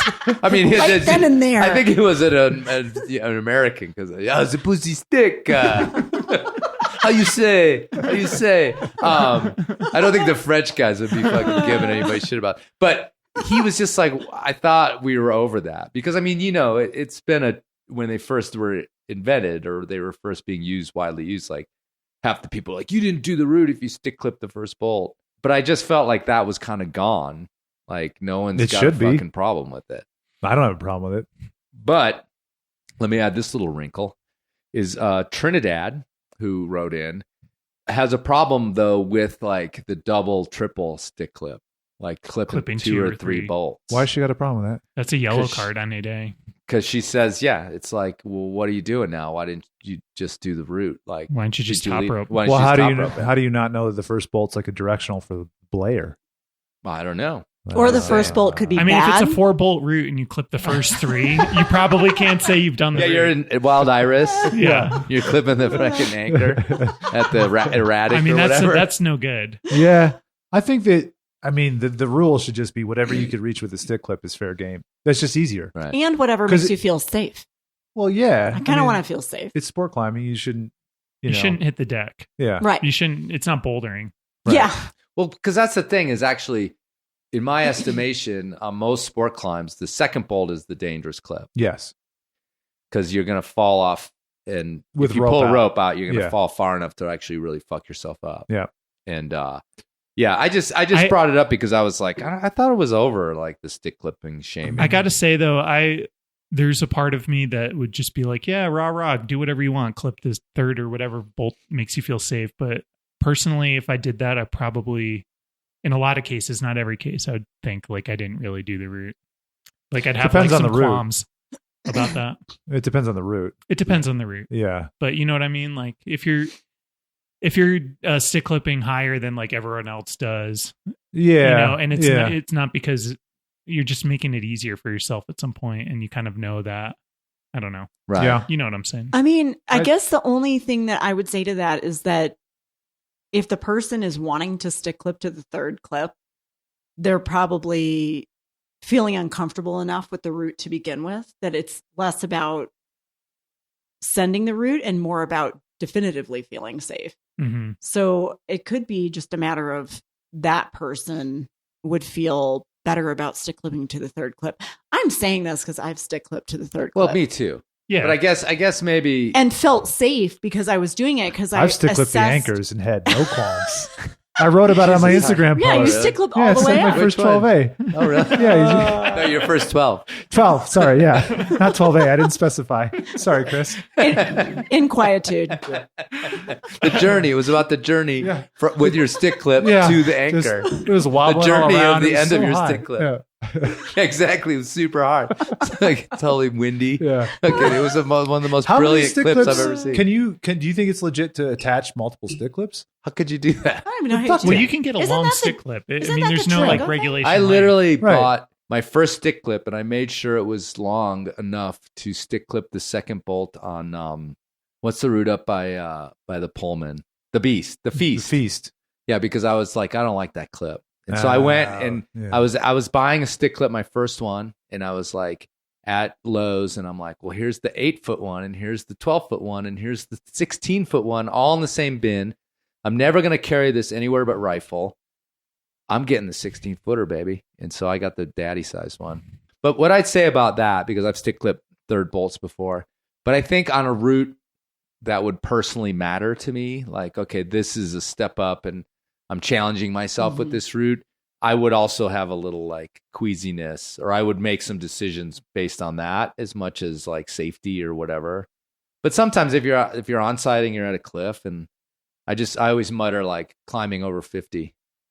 Dad toggle. Yeah, because I mean to Trinidad, like who doesn't like the third bolt clipped or people clipping the third bolt, it's like, do you want to be part of that rescue and they fucking destroy their ankle right in front of you? So look at it that way, you know? I don't think people should be shamed for whatever they choose to do. As long as they're honest about it. Well, as long as they're honest about it, but they should also know that if they clip the third one, they didn't do the route. Yeah. Okay. I follow you. But I did my route. How are we doing on time? All right, maybe we'll do. Let's see. Is this? I mean, isn't the idea that I don't know? I was a little confused, but the idea that leaving draws on a route makes them booty. Like, aren't we over that? Like, it depends. Like taking someone's draws, like a whole sport climb has got draws on it overnight or for days or weeks. So are we don't we all agree that they're somebody's project? No, it depends, man. Like there's there's outlying examples here. Like there's no hard and fast rules like anything. Like what if every single quick draw on the route doesn't shut? Oh, okay. All right. Is that booty? Right. I mean, those draws belong in the garbage, but no. I mean, yeah, you have every right to take those down. If it's you should. Yeah, if it's a public safety thing. Okay. Right? But I'm saying that's my pushback. Right. If I go out to whatever crag and I'm there and someone's like, oh, yeah, sure. I mean, I'm just saying, or I show up and there's like, relatively new draws on a 12A there. We're not taking them. Right. No one's it's somebody's project. Yeah. Yeah. And there's not a problem. There shouldn't be. Okay. But is some people don't know that. I'd say beginners in general don't know that. Well, sometimes they show up at a place and they just don't know. Yeah. This particular person, Dino Jake, I think, and maybe I'm misrepresenting you, Jake, but because there was a couple of these, but I think he had sort of a problem with it. With taking draws, or no, with leaving them, and that if they were there, they should be taken. They should be taken. But there's so many like but I mean, like in the situation we just described, like he doesn't like. Well, how do you know that the access is legit? Right. Okay. I mean, like that's a thing. There's plenty. Right. I mean, on National Forest in Rumney, for example, draws are considered abandoned, quote unquote, if they're left up for more than 2 weeks. Okay. Well, draws are left in Waimea for seasons. Right. So technically, they're all abandoned on that cliff. You know what I mean? Yeah. So but since when do we, are we sucking on the tea to the authorities? Who cares what they think? Well, I mean, if they want to come through and like wipe all the draws off, they can. They can. Yeah. But And I'm they saying will. other climbers. Well, that's the thing is that like if you're going to abide by the landowner rules, somebody has the right to come through and take those draws and say they're abandoned. All right. Right? Okay. I mean, we might say that's a dick move, legally and morally, I think that they're in the right. Yeah, but what about you? What do you mean? You're like in Rumney, Uh-huh. and you're like, man, those sweet ass straws have been up there for, let's see, 10, 9. Okay, 2 weeks. Yeah, 2 right weeks. We now. did it. Let's go. Boom. Are Yeah, you booty. throwing them on your rack? Yeah. Nah. Exactly. I was going That to say, I know sense. who's taking my draws like, and rifle. Right. Don't Go worry, on. Ranger, I've got them. Yeah, don't worry. Yeah, there's some like fucking gung-ho dude who's just like, yeah, I'm going to clean it up for the Park Service. All right. So there's circumstances, but Yeah. but I think in general it's Yeah, I accepted. mean, all else being equal, you respect the draws that are, somebody's. I mean, hey, like who's not psyched to see draws on a route that That's they want to the thing, try? right? Yeah. Why would you take those? Some people are. And the other thing that kind of got in sort of like in one of these emails was like a kind of purity test of like, well, if it's some easy route, then they don't need to be on there. Yeah, it's No. elitist. Yeah, that's a little Yeah. weird. No. And besides that, like we go to a place where all the easy routes have fixed draws because they're warm-ups and no one wants to fucking hang their draws and clean them every time because Mhm. everybody on the ground's like, hurry up, it's my turn. So we have the convenient fixed draws on the easy routes. But I that's what I thought. I'm like, well, 12A or 11B or whatever, it's a project for somebody. And There's if no they such wanna thing as fucking- booty at Sport Crags. Yeah. Well, what if you climb something and there's one draw that was clearly left because somebody bailed? Do you get to take that? Yes. Yeah. I'm Right. going to say yes to that one too. That's different. Okay. A booty draw is different. And then I would be like, by the way, you don't have to leave the whole draw. Just leave a carabiner next time. No. Boo. Dude, I even take the quick links off. Okay, hold on. That's actually another one, I the know. quick link thing. But I See how I am did that? fervently against that Why? because it fucks the route up. Wait, which part? If I just leave a draw or a carabiner instead of the whole draw. Exactly. I mean, Yeah, I take kind the of whole can. draw. I kind of can see what you're here's saying. the thing: but, if you failed and you got and in, I failed a lot, people. and got in over your head to the point where you can't even Summit. finish the route, no matter how much you hang. Because you're so weak and pathetic. And you won't Exactly. haul up a stick Telling clip you, because I'm- you've been shamed from the ground. Then I'm afraid. And someone stole my draws anyway. I'm afraid, and I've said this. I've somewhere. I've said it publicly. Is you leave a draw out of shame and remembrance that you should have tried harder. It's like a fallen soldier. Yes, you Yeah. say, I giveth this draw to the gods as an offering for my weakness, and perhaps I'll be stronger next time. You know what? Because the thing is, hold on. Just right, Mary died here in chalk on the The wall. thing is about the beaner is that on several occasions, because of the way if you put another beaner through with that beaner, It stinks. well, it's broken beaners that way because so you've Cross-loading and- you fuck the route if you put even just a beaner on a at least for the next person to go if they want it on site or whatever. I'll tell you. Just and what are you suck going to it do up with a and leave dog draw. bone and a Yeah, beaner? exactly. Order another beaner. Just get a new draw. Just grab and the draw. just be like, tuck your tail and say, I've given to the gods. You know, next time I bail from a route, which could happen anytime soon, I will actually. I'll be Double up the I'll be beaners. upset with myself as I'm doing it. I'll be like, fuck. But I'm gonna leave the whole draw in Okay. honor of the Enormocast. Okay. That's what I mean. I'll do it because- once Because then the person who was there, the Only champion, and only once. the gladiator, the champion who arrives next with the inner strength to climb the route is rewarded with your draw, as they should be. And I'm not saying you, I'm saying myself as well. I will leave a draw instead of like tearing it all apart and then like trying to get the beaner on there and my draw off. You know, that whole little Should jumpy we game you gotta just should do we and, just like, assume that the next time we climb and we see a complete draw sitting in the middle was of a mine. route, I can be like, "Oh my god, it's Chris's," and you can Exactly. say, "This is Mary's." All right. And then the link thing, actually, we'll just skip to it, is on the kill list from Sabrina. If you fucking if you're on a sport climb and you're leaving a Screwgate quick link on a, fuck you. Stop doing that. That is like, Thank you, Sabrina. yeah, because it's just like you just put this piece of garbage and then, Well, you wait know, a minute, it's is it and then stainless? All right, if it's stainless, that's cool. Because that's some sweet booty. So there's some exception. Yeah, to but your you get up little there rule. and then all of a sudden, like No. it got rained on, and you just don't have leave a it dry. wrench. Just leave it dry. Yeah. And they're not like, I mean, or worst case, leave a beaner. Because the other thing is that you've taken it, you've had it. There's people that have. Yeah, one who on their climbs harness. with fucking D-links on them? I was I'm just telling you. wondering that myself. People do because they're ready because they're ready to. They fail. know, yeah, So now okay. imagine the dance they had to do. They're hanging on the draw. Yeah. And then they have to get the screw gate off of there. Then they have to untie and put their rope through the screw gate. Like by the time you've done all that, dude, just leave the draw. Yeah, that is You know what I mean? a bit much. And a good D. I mean, It's not, you paid money for the D-link to begin, Right. or maybe you booted it somewhere else, but right. Yeah. You found anyway. out. Yeah. I'm with you. First, you have So- to take it off of your cordelette, which you Right. definitely also have on your harness for Hanging no down reason. to the back of your And then you knees. fumble your ATC down as you like. And then your pass device won't come off. And the whole time you're like, your belayer's like, are you going to rappel? So yeah, Another just tap stop. That's when- Just stop. That's when you start banging Look. your Petzl Ekron helmet into the wall. I'm wondering why your ATC is still on your harness. It's fine. Like, it's okay, like, to have a crummy draw. I don't mind if you leave, like, you've got a crummy draw. Like, Sure, if it this is shreds my- your rope on the way down. No, I'm not. I'm just saying, like, don't have your, like, sweet new one. Right. But, you've got, if I look down at my draws, I can always be like, okay, that one.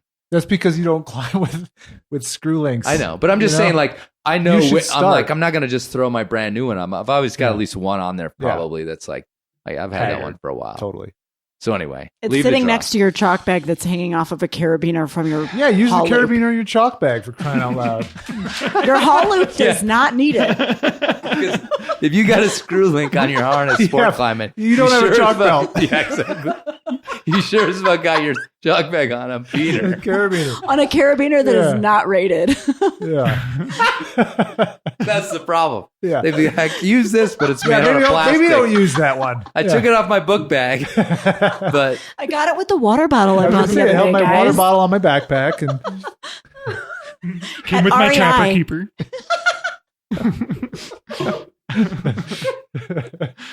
And my tree torns. all right. All right. Well, I guess with Sabrina's suggestion, we got into the kill list.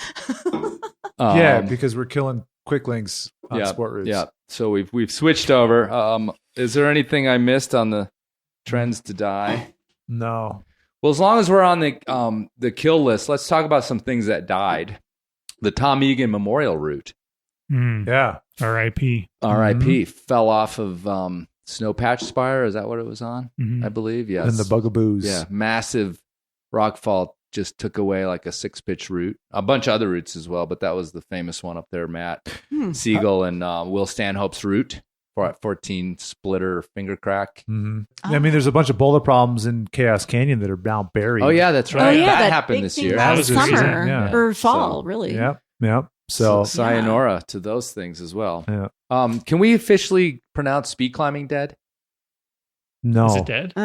Is it in the Olympics again? Ice climbers still speed Oh. climb. It is. No. In You're talking about. competition. I Never thought you were mind. talking about like the nose speed record. No. You're talking about like comp Competition climbing. speed Single climbing. single pitch. All right, it's still No, it's hanging definitely on. not dead. It's still hanging on. By a thread. Kazakhstan. I think it's going to have a revival actually because it's its own It's its own thing and it gets its own medal and people are going to be stoked on So that. now the Lion of Iran, what's his name?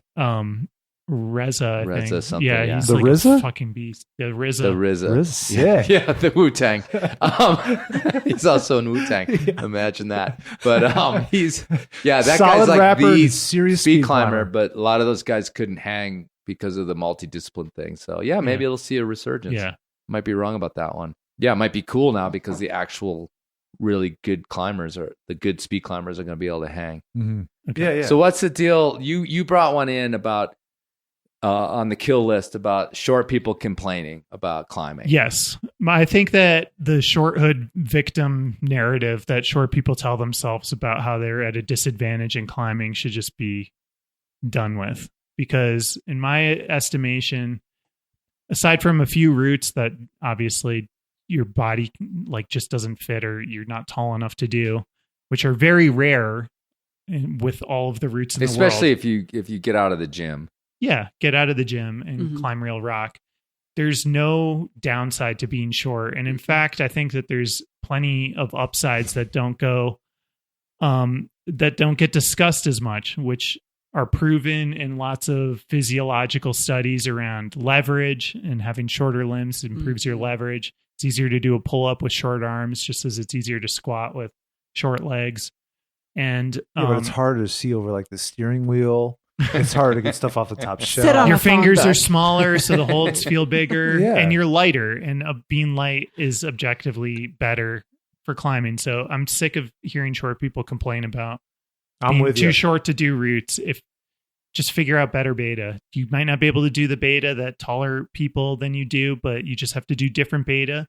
And that beta doesn't mean the route's harder for you. It just means it's different. So I'm just done with hearing complaints around being short. I'll say a few things. First of all, I agree with you in history or like our history of the great climbers, like, shows this out. I mean, everybody's like, oh, Lynn Hill. But besides Lynn Hill, like Tony Yaniro, not big. Like so many climbers. Oh, and even from a modern perspective. What's that one? What's the dude that came in and onside all that shit? And Ruminette. The guy's teeny. Yeah. Right? Yep. 5'2". Wendy Williams. Wendy Williams, our close friend Wendy Williams, is short and climbs hard. I mean, even like from the modern, Jonathan Segrist isn't tall. No. Drew Ruana's not super tall. Daniel Woods isn't super tall. No. They're all like 5'7", 5'9". 5'5". Yeah, it's just an interesting argument that's been propagated. And tall climbers have disadvantages that often don't get recognized, or you hardly ever hear tall climbers saying, I'm too tall to climb. It's hard for me. But you hear that from short climbers quite frequently, I would say. Yeah. So I think we should be done with that. Yeah, kill list. Let's kill that one. Short because everybody I know personally that's a short climber climbs really hard. Yeah. And the truth is like how many fucking 7-footers that climb super awesome? Like none. Yeah. Right? I've never even heard honestly, of it. like none. So you would think like if being tall is helpful, then being super fucking tall would be really helpful. Right? Yeah. And nobody does because they're too heavy and who's the best tall climber? I mean, what's the Southern boy boulderer dude? Jimmy Webb? Is he pretty tall? No. He's not tall. Dude, you're reaching. Jay Nelson. Jay Nelson. He's so tall He's he's such a good climber. Pete Ward is really tall. He's like 6'6", but he's not a good climber. Well, he's climbed. I'm just kidding, Pete. I love on his you. own admission, he's climbed a V11, but it was because he's probably climbed harder than that. I don't know. Yeah. But Right. Jay's I know at one point he 6'5". climbed. Right. Is it easier to climb V10 or to dunk? Like, what is easier?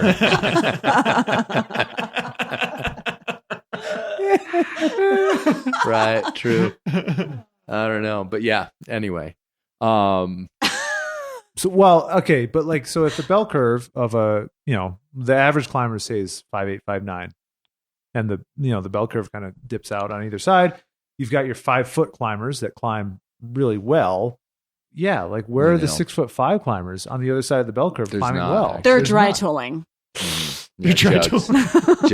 Yeah. Trust me. They don't have to dry wrap tooling. their giant fingers around little And holes. they use extra long ice tools too. Yeah, and then look at kids. Like how many kids like crush and they're like fucking 3 feet tall or whatever. Yeah. Right. So yeah, next time you're complaining, just look at one of those. What's that kid? Bays Wilder. Yeah, like he's crushing. tiny. He crushes. You just find little tiny holes to grab. Yeah. All right. Kill list. You ready? Yeah. Okay. Cooper wrote in about stashing ropes at sport cliffs. That's not dying, dude. No. This is stuff that should die. Yeah, that should, in his opinion, should die. Stashing pads. Stashing pads for sure. I mean, that's been like on radar. Like No one's stopping that though. The Rangers at like Rocky Mountain, for example, they're just carrying pads out and throwing them in the trash. Oh yeah. And they used to have this thing where they would, carry. They need to pads out. shoot boulders in the face with their guns. Yep. That's the only way to stop it. Yeah. Could you imagine? Yeah. Could you imagine like somebody pulling heat on like Dave Graham? Just like, oh man. And he like holds up a bunch of crystals. So they're like, you. That would be amazing. It's a big fucking revolver in his face. I got my crystals. Some pissed off LE guy. Yeah. I mean, I think stashing gear though, like it should die, but like we don't want it to. I stash gear. We all stash gear. I mean, I've got gear stashed probably. So what does your gear stash look like? I mean, It's a just rope? A rope right now. Yeah. Like at a sport crag? It could be a rope and a It's rack. at the Arsenal. I mean, I know it's like pretty close. I know it's pretty close to the road, but like, I'm saving every ounce. Exactly. You know? Well. No, it's not at the Arsenal. But no, I think that like ideally, like gear stashes should go away. But I don't think I think the diehard amongst us are not good. I mean, like, I think it's especially if you're bolting a route, for example. I mean, that's multiple backpacks worth of gear. Yeah. And that's a hard thing to say. We're done. Well, with this. he specifically brought up not even pads, because I know that's a problem, but he specifically brought up ropes at sport climbs, and he was just like, "What? You can't carry a rope each time?" Like, so he kind of has a point. And the reason I think that it's an issue is what we talked about with land managers. With land totally. managers, because it also here at the Fortress pissed off the Forest Service quite a few years ago to find ropes up there that were clearly like not stashed, but sure. And this is the problem with the stashing, because it came up with at the top of El Cap with the Rangers as well. Is totally. That, you're stashing it, but then you forget about it, and then you're like a few years later, you're like, well, somebody else will fucking take care of that. And, well, I mean, what happened at the Fortress with somebody who will not be named, but like they forgot that they had a stash up there, and then some climbers went like, "Oh, I found this bag," and they're like, "Huh. Well, what was in it?" And they describe the contents. Like, well, let me take a look. It's like, oh, sure enough, that's my shit. Like you forgot about it. Like, right. I mean, and that's the way that it goes. A lot of times is like there's fixed ropes stuck that people just forget about and move on from, and there's there's just crap. Right. I mean, it's just aesthetically it's ugly, and from a land manager perspective. But that's why we have cleanups. No, yeah, I'm like being serious about that. It's like we use those, we do all of those things because it's convenient and it makes like sending your project easier. Sure. And that's like part of the reason that we climb is to like send our projects. Right. And so it's just a tactic as part of that. And then if you don't, I mean, you try, obviously in a perfect world, you like clean up after yourself and then move on to the next thing. But if you don't do that, then, we as a community come together once a year and we clean up our shit. So I guess we got to go up to Flex Luther and clean up the 6 ropes that are sitting under there. Yeah, we should. All right. We should do that. There should actually be organized. Well, I was just thinking too, in Redstone, oh God, not that everybody's like mess up climbing there. all over Redstone, but there are so many ropes hanging and they're trash, and the person that put them up doesn't even live in Colorado He just anymore. pieced out. Yeah. God bless them. But the unfortunate part is that there isn't a lot of people going up there cleaning it. So, I mean, unfortunately, maybe I'm the one to blame, but it's like I've seen those ropes hanging very close to my house for like the 6 years I've lived there. So we should organize some cleanups, is what you're saying, Andrew. Yeah, that's what I'm saying. Yeah. And I think everyone in their community should do that.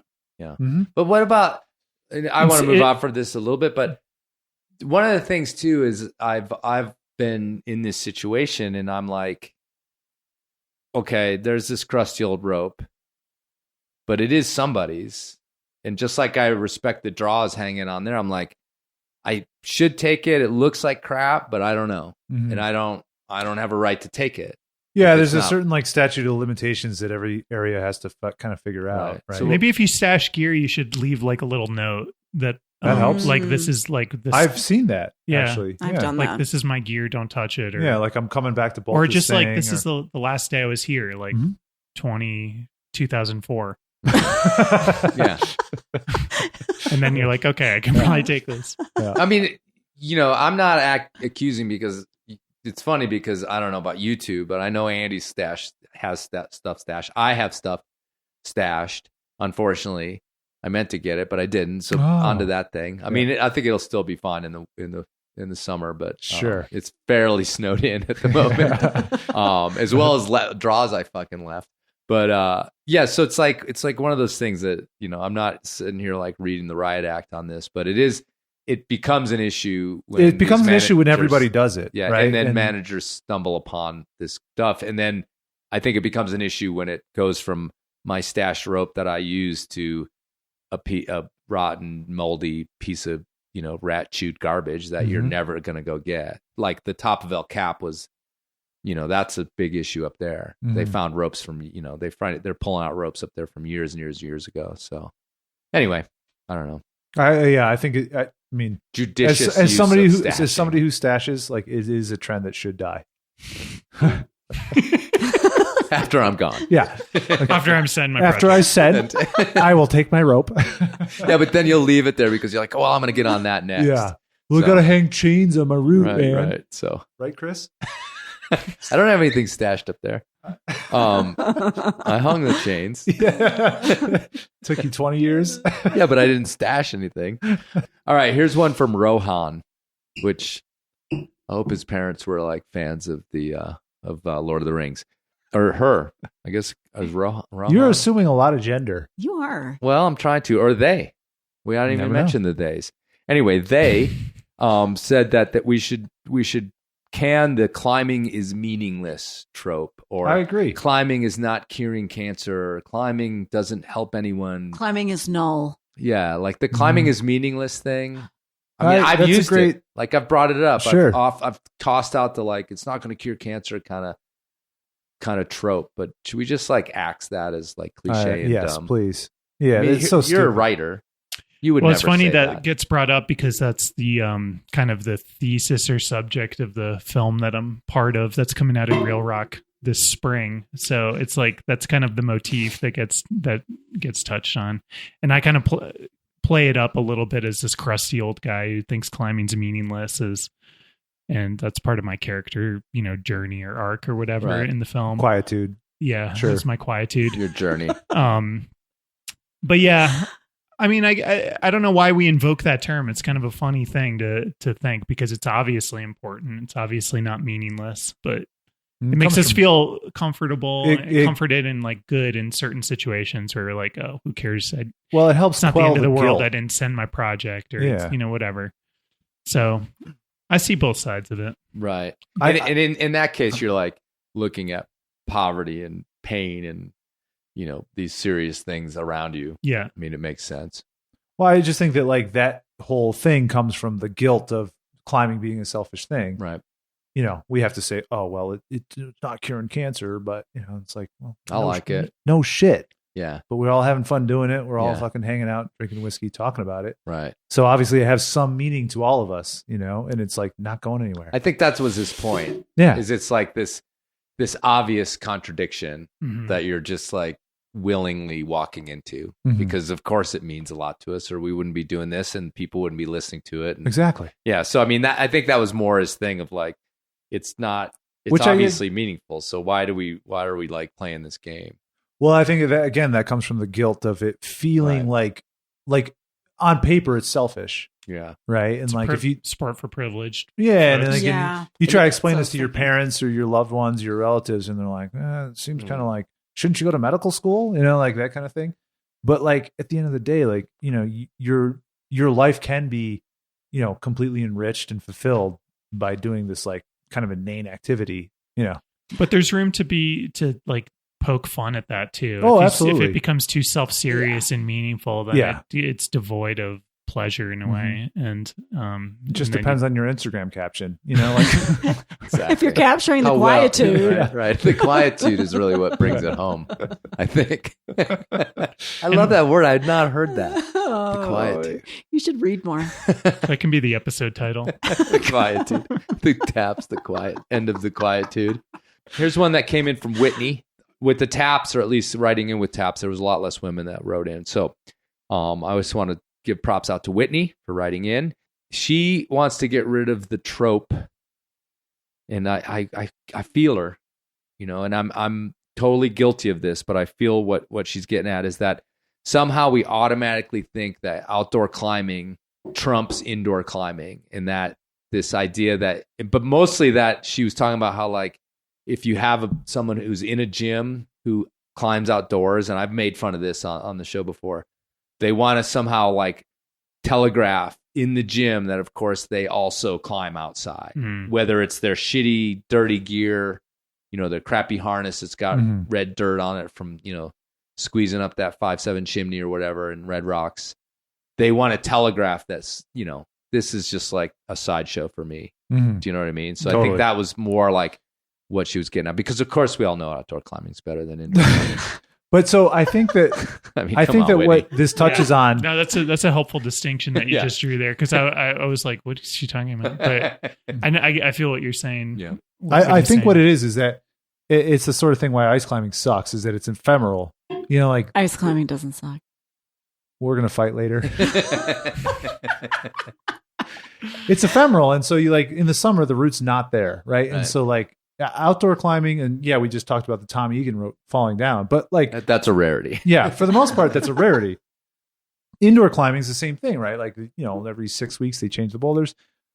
But like what is sort of trending is boards and board climbing and kilter boards, moon boards, grasshopper decoy, like all these boards. And those things are going to be around. And so like there is this sort of thing where like I can go online and go to your house even and climb a problem from 2017 that Daniel Woods put up. Like that's almost almost just as cool in a way. Right. I love me some board. Yeah. And like, I mean, Right. It's good. that sort of like puts aside that trope a little bit that Right. outdoor climbing somehow is like superior. So the ephemeral quality of indoor climbing is doesn't now lend eliminated itself to, because like, of boards. You know, like, and I there's think no that's like, no indoor Bacteriurian. no. Yeah, nailed it. Dang. Yeah, and we also have to step in here. Yeah, I'm not supposed to talk This about the is Bacteriurian. really Yeah. interesting though, because I have a 12-year-old, and when you have a child that's 12 years old and you've got 2 hours and that's what you've got before you got to cart him to his next activity, I'm like, I'm gonna go send my project that I've been working on for 6 weeks in the gym. I know the name of it.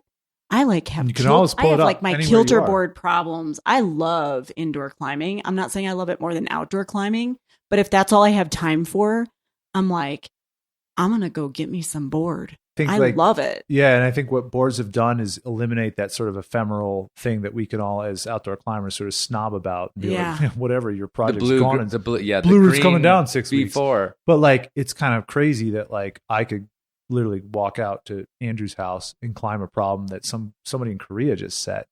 And if that were outside, I'd have to buy a plane ticket, so on and so forth, to go try that problem. So I think that like that's an interesting. Eat the kimchi. Wow, there's like a cultural aspect to indoor climbing that's like deep. Totally. But Yeah. if Chris is correct in what Whitney was describing or getting at with her question, I think that the bigger impetus is she's describing this like goofy know-it-all attitude that beginners have, where they're not strict beginners. They've done a little bit to know enough to share with the true beginners that they know more than them. Yeah. And that attitude, I think, should die. Yeah. But it won't, because everyone becomes that person at some Yeah. point, and it's just like part of the path of just growing into like a mature climber, or an accomplished expert who's competent at what they're doing. You go through a stage where you're a little goofy about it and don't know how to broadcast to the people around you that you're on this like learning curve and doing well and excelling, and you just want to like share that, but you don't know how to do that. Isn't that It's very partially true. the thing we diss, like when you go, not just sport climbing? Are you talking about the belay cards on the harness? Well, no, the Or other way cordelette around. hanging Yeah, down like to your in the knee. gym, you've got your two daisies or your two pauses and your shit on your harness, even though you're in gym. You'll say, well, I just didn't want to take it off there because this is my outdoor harness. But aren't you really just like broadcasting like, hey, I climb outside too? Yeah. Yeah. And the funny thing is I think that it applies to the doofuses that do that sport climbing, is they want to advertise that like, I'm just sport climbing right now, but normally I'd be in the mountains. Let me organize my rack in the truck anyway, Right. even though we're in rifle. Right.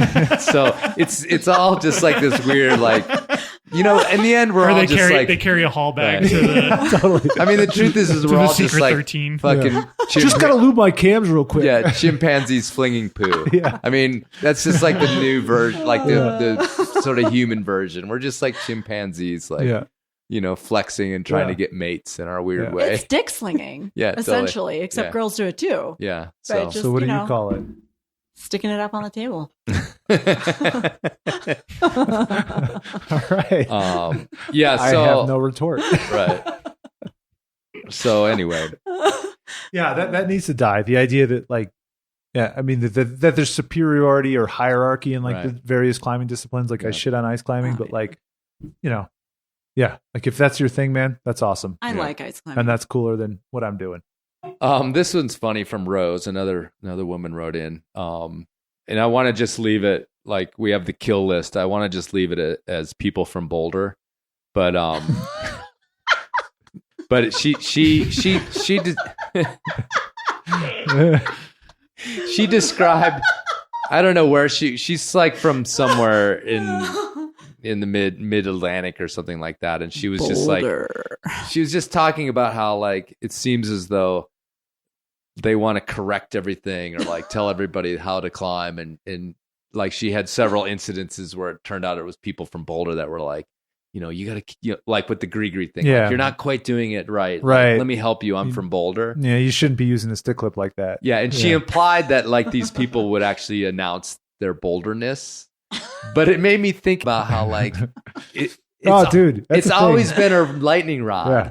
And you're from the East Coast. Yeah. Like we're kind of too close to get it. Yeah. Because we live here in Colorado and we both spent time in Boulder. Andrew and I and Mary, you know, we're all climbers here. So we're inundated with Boulderites. But I do hear for years outside of the sphere that people are like, what's up with people with climbers from Boulder? Like, dude, can I tell you a story? Yeah, real quick. I think Rose would like to hear the story. So I was climbing in the rain at Rifle, and there was these two climbers that were sitting in their chairs, and me and my wife and our friend were climbing, and you know, we were like trying to, you know, we're the only people like hanging out this rainy crag, trying to, you know, hang out and talk and engage them, and they're just kind of like one word answers, right? And so my wife asked them, "Oh, where are you from?" And they said, "Boulder, Colorado." We're in fucking Rifle, man. Like, right. I know where Boulder is. You didn't have to specify Colorado. I knew that part. Okay. And then, you know, there's a Boulder, Utah. Yeah. I mean, and it is so pretentious. You cannot believe it. No, it's like, it was really up in Boulder, Colorado. And she was like, "Oh, you know, blah, blah, blah." And they're like, and they were like, "Oh, are you guys like from the East?" Because we were saying like how the conditions weren't that bad. Like it was raining, but we were climbing. And they're like, "Oh, you guys like from the East Coast or something?" And like, yeah, we had all lived on the East Coast at one point. Like, yeah, we live here now. And oh, okay. You know, and they just kind of like turn their shoulder, and then they're like, they didn't say anything. And then my wife asked about them going back to Boulder. Like, "Oh, when are you guys going back?" They're like, "We're leaving today." And it was pouring rain. And so she was like, "Hey, you know, Glenwood Canyon might be shut down, I-70, like this, you know, where the burn was, it mudslides and shit. You might want to like just Google it before you leave." And they're like, "We'll be fine," and just left, you know. But like we joke about that all the time. But where are you from? Boulder, Colorado. Like, who the fuck says that, man? Nobody says, "Oh, I'm from Salt Lake City, Utah. I'm from Bishop, California. I'm from Squamish, British Columbia." No, fucking everybody knows, man. Just so that's like to me that was like they didn't have to say where they were from. I knew it. Like when they said that, when they qualified the state too. Right. I'm from Boone, North Carolina. Like, no, dude. You know what I mean? I'm from Moab, Utah. Right. Lander, Wyoming. Right. We all know, man. Okay. Just shut up. Dude. Well, piss me off. I mean, anyway. I'm not wrong, right? Like it's Boulder. It's clearly Boulder climbers have had this reputation. Yeah. For that guy and his fucking partner. Right. They embodied that. Yeah. That was quintessential Boulder. And the ironic thing is Whitney, your wife, is OG rifle climber from before these fuckers were probably even climbing. Yeah, like warming up on their project kind of thing. Yeah, totally. Yeah. So Boulder, Colorado. Yeah. Okay. Anyway, so for the sake of Rose and Andy, don't trip over yourselves filleting each other on the way out.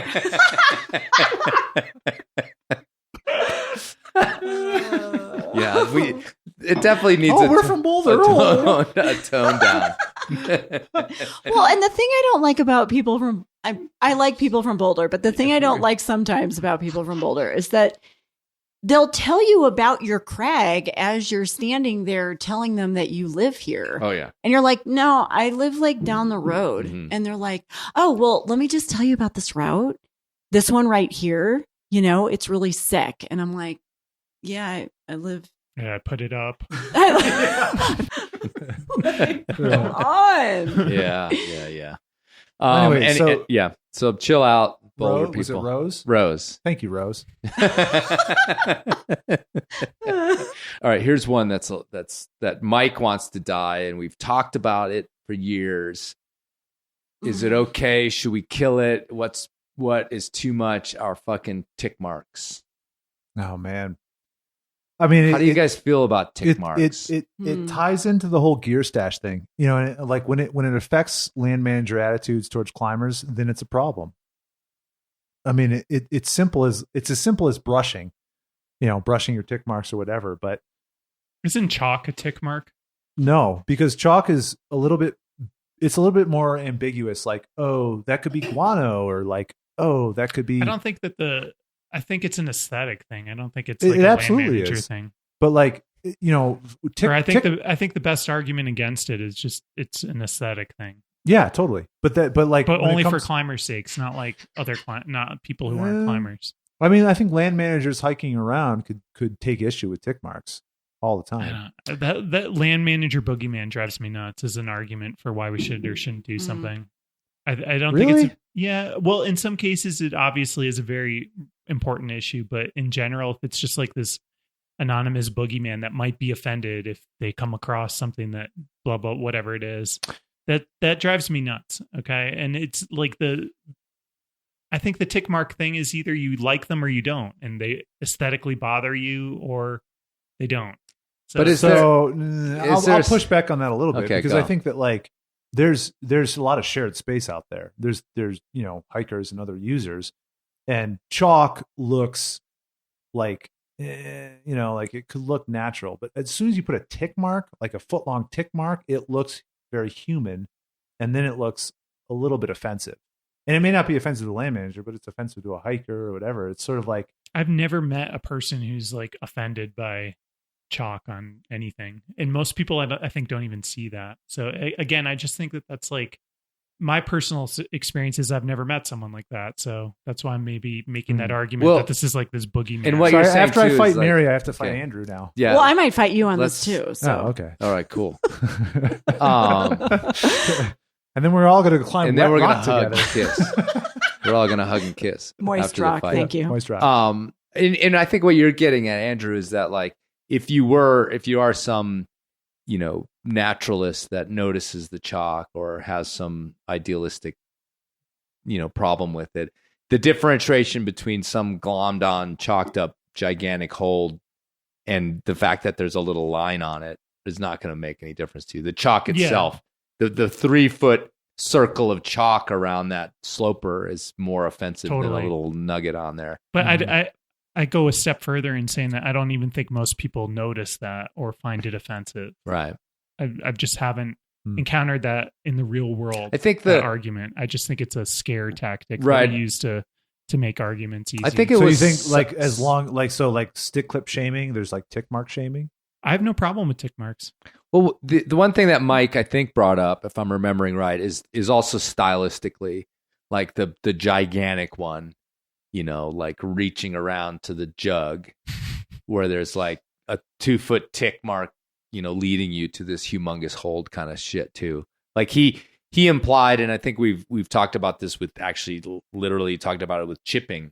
Mm-hmm. And we talked about it with stashing. Like there's ways to kind of do things that, you know, mitigate the sort of offensiveness of you it don't all. need like a 2-foot tick mark is what you're getting at. Or you don't need what a tick Mike mark on every at. single foothold or what have you. Yeah. Right. You know, this actually reminds me of something, though, that you might not know about.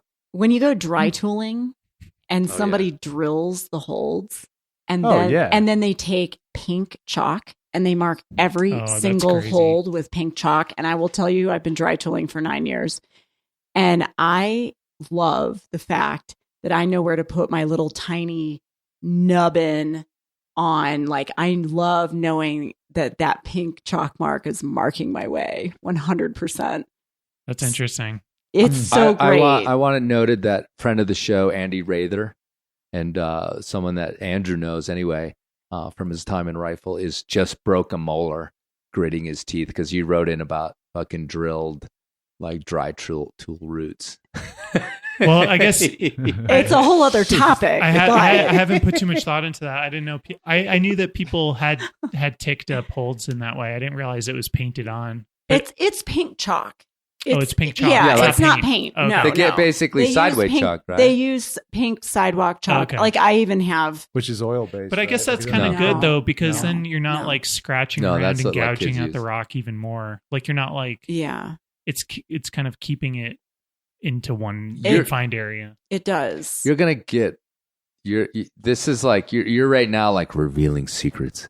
But dry tooling's stupid. Like the dry tooling people don't want everyone to know It is about. dry tooling is so stupid, but it's so fun. Right. It's like gym climbing. Part of climbing. It could be. There's nothing dumber than dry tooling. It could be so dumb, but it is really fun, and it feels really. Is it dumber than speed climbing? It's dumber for sure. For sure, dumber than speed climbing. No, there's nothing dumber than dry tooling. It's totally the dumbest kind of climbing you'll ever do. The rating system, the reason to do it. I don't know. I mean, I think like giving, and I'm not even a purist. It's like if you went kayaking like down a grassy hill. Like it's so stupid. It literally is almost like that. And I'm not a purist. Like I'll wear my rock climbing shoes, but use my tools and follow my little pink chalk path. Huh. It is really stupid, but it's so fun. He's speechless, and he's speechless. I got no idea. Yeah. All right. Well, killing dry tooling was not on the list, so it's not on the list. But the whole this year. chalk thing. I mean, on Moonlight Buttress, the last time that I was on it, which was like 3 years ago, there were literally like, if I were to hold my hand up like this, and my fingers are like the chalk marks an inch apart on the crux, like the entire length. I think ticking cracks can be, especially what you're describing, where it's so confusing that you can't even don't even know what's it's your what. finger size dependent too. Like you like this particular part because your fingers are this big, and then somebody else likes a different part, and it was just the most annoying thing because even if don't tick cracks, it was like even if it wasn't or clean them, clean them after you tick them. You're the crack. It's fine to tick it, but it's not fine to leave. Chalk. Isn't it back to from each other? I mean, what wasn't there often an ethic, or maybe there still is, and you just mentioned it, this idea that when you're done, you clean them off. Yeah. Oh yeah. Because that doesn't go on. Like if I do like a new route or a first ascent or something, I put dirt on all the holds, like so people have no idea. You know, just keep them in the dark, man. You know what I mean? It's mud, Vaseline actually. Yeah, a little Vaseline. Mud and Vaseline on it. You know? Take out all the bolts, too. Yeah. Or loosen them slightly. Some might pull. I don't know. They're going to have to use a nut and sling it. You never know. Just whack off a little bit of that sloper. Surprise. Sorry. Yeah, I mean, I don't think, I just put in here, I don't think most of us have like a hard line on tick marks. It's sort of part of climbing, certain types of climbing, but I tick my gym holds. It is good to clean them. Do you clean them up? What do you mean you tick your gym holds? Yeah, I mean, what I does think that like fucking that's the mean? bigger Hold issue. on. What do you mean you tick your gym holds? I tick my Like gym on those, holds. like, If there's a place on the a macro hold, volume with like one spot for the hand. it's just like one spot where it's good, and the rest of the hold stinks. Once I'm you gonna find tick that it. one spot, like, isn't it easy to remember where it is? I want to send sooner than in like 8 tries. All right. I mean, I don't give a fuck. Like, they're gonna take that hold down. Plus, and clean every it. gym Who hold cares? these days is like 4 sizes too big. Oh, don't even give me that. Should have been on the kill list. Yeah. Those stupid macro fucking volume. Giant, You grab in one spot. like I agree. The giant, blobs. I like call them the World blobs. Cut Yeah. cup. Do you follow expensive holds? boulders on Instagram? No, but It's fantastic. That's a good one. all right. Oh. All right. This is regional, I think, because I want to know, have you guys ever encountered in the wild someone wearing a GoPro on their helmet Yes. while they're climbing? Yes. Yeah. Sasha You have. DeJulian. She's gonna sue us again. Oh. The reason we're in the law office is here. No comment. This is all immunity. We've created a dome of immunity here at the Yes, Bergner I offices. have seen the GoPro in the wild. Really? Yeah. Where? Well, Why have I not seen this? having guided I don't get around and like very guiding much. recent Right. times, Right. I've seen people wear GoPros on helmets and talking while they're climbing. Right. Yeah, bro, this is sick. So they can then have a reel or a TikTok Yeah. to do later. If I see one of those, I take my stick clip and I whack it off like it's a T-ball. Have you? Yeah, I've seen it. All man. right. Yeah. Fuck, man. Yeah. Do it. Oh my God. What? Here. It's just right next door. Oh. Here's your key. Should we keep going without her? No. We can talk about NFTs or crypto. Just or, go. Hurry. It's right next door. Just Yeah. run around. We're getting late here, but we have a little bit more to do. Nah, the You guys people be okay? psyched. Yeah. You guys Man. catching up with your social? Yeah, I'm trying to find some like angry tick mark posts. I'm sure there's some. Yeah. Yeah, I just found this post that says "Stop tick marks and excessive chalk." It defaces the boulders we all love. Not only does it detract from the aesthetics of an area, it also hinders the next climber's experience. But is this a climber saying that? Yeah. Who doesn't like tick marks? Coalition. Oh, Yeah. Which coalition? The Carolina Climbers Coalition. Right. Yeah. well, they're in Carolina. Do they have This tiki torches? type of egregious chalking has also shown up on lands where access is even more fragile than the CCC-owned Magbauer. Please stop and please share. # likes. Right. I think tick marks are sort of another one of those like horses that are out of the stable and it's not even worth stopping.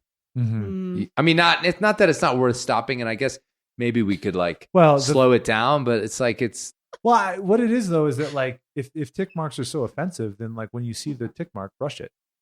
Like it's a very non-permanent problem to a certain It's extent. like it's stupid. You're putting chalk all over the boulder, Right. and then you put more chalk on it, and it just happens to be called a tick mark. It's like spraying someone who's in a pool with a hose, and then complaining that you're getting more wet. That's what they sound like. If you're complaining about tick Right. marks, that's what you sound So like. if you got to roll back to no chalk. Like, Yeah. we'll listen. We will Barefoot, listen. no chalk. We'll listen to your no chalk arguments. Yeah. And Which could be a legit argument. Right. I mean, there's like you can't use colored or you can't use climbing chalk in Garden of the Gods, right? right. You have And to there's other use- places. Yeah, Yeah. Capitol Reef. You have to Right. use Yeah. So brown that's a chalk. rule. That's a then- different argument. Yeah. But it fits. Yeah. If so, if How do you're they pro, tick mark there? spray paint. Chisel and hammer. Yeah, chisel hammer, big old arrow. Drill. Sorry, you said I couldn't use chalk, so I decided to use this. Use a chisel instead. No, they just Maybe used that's the they used solution. colored duct tape. Yeah.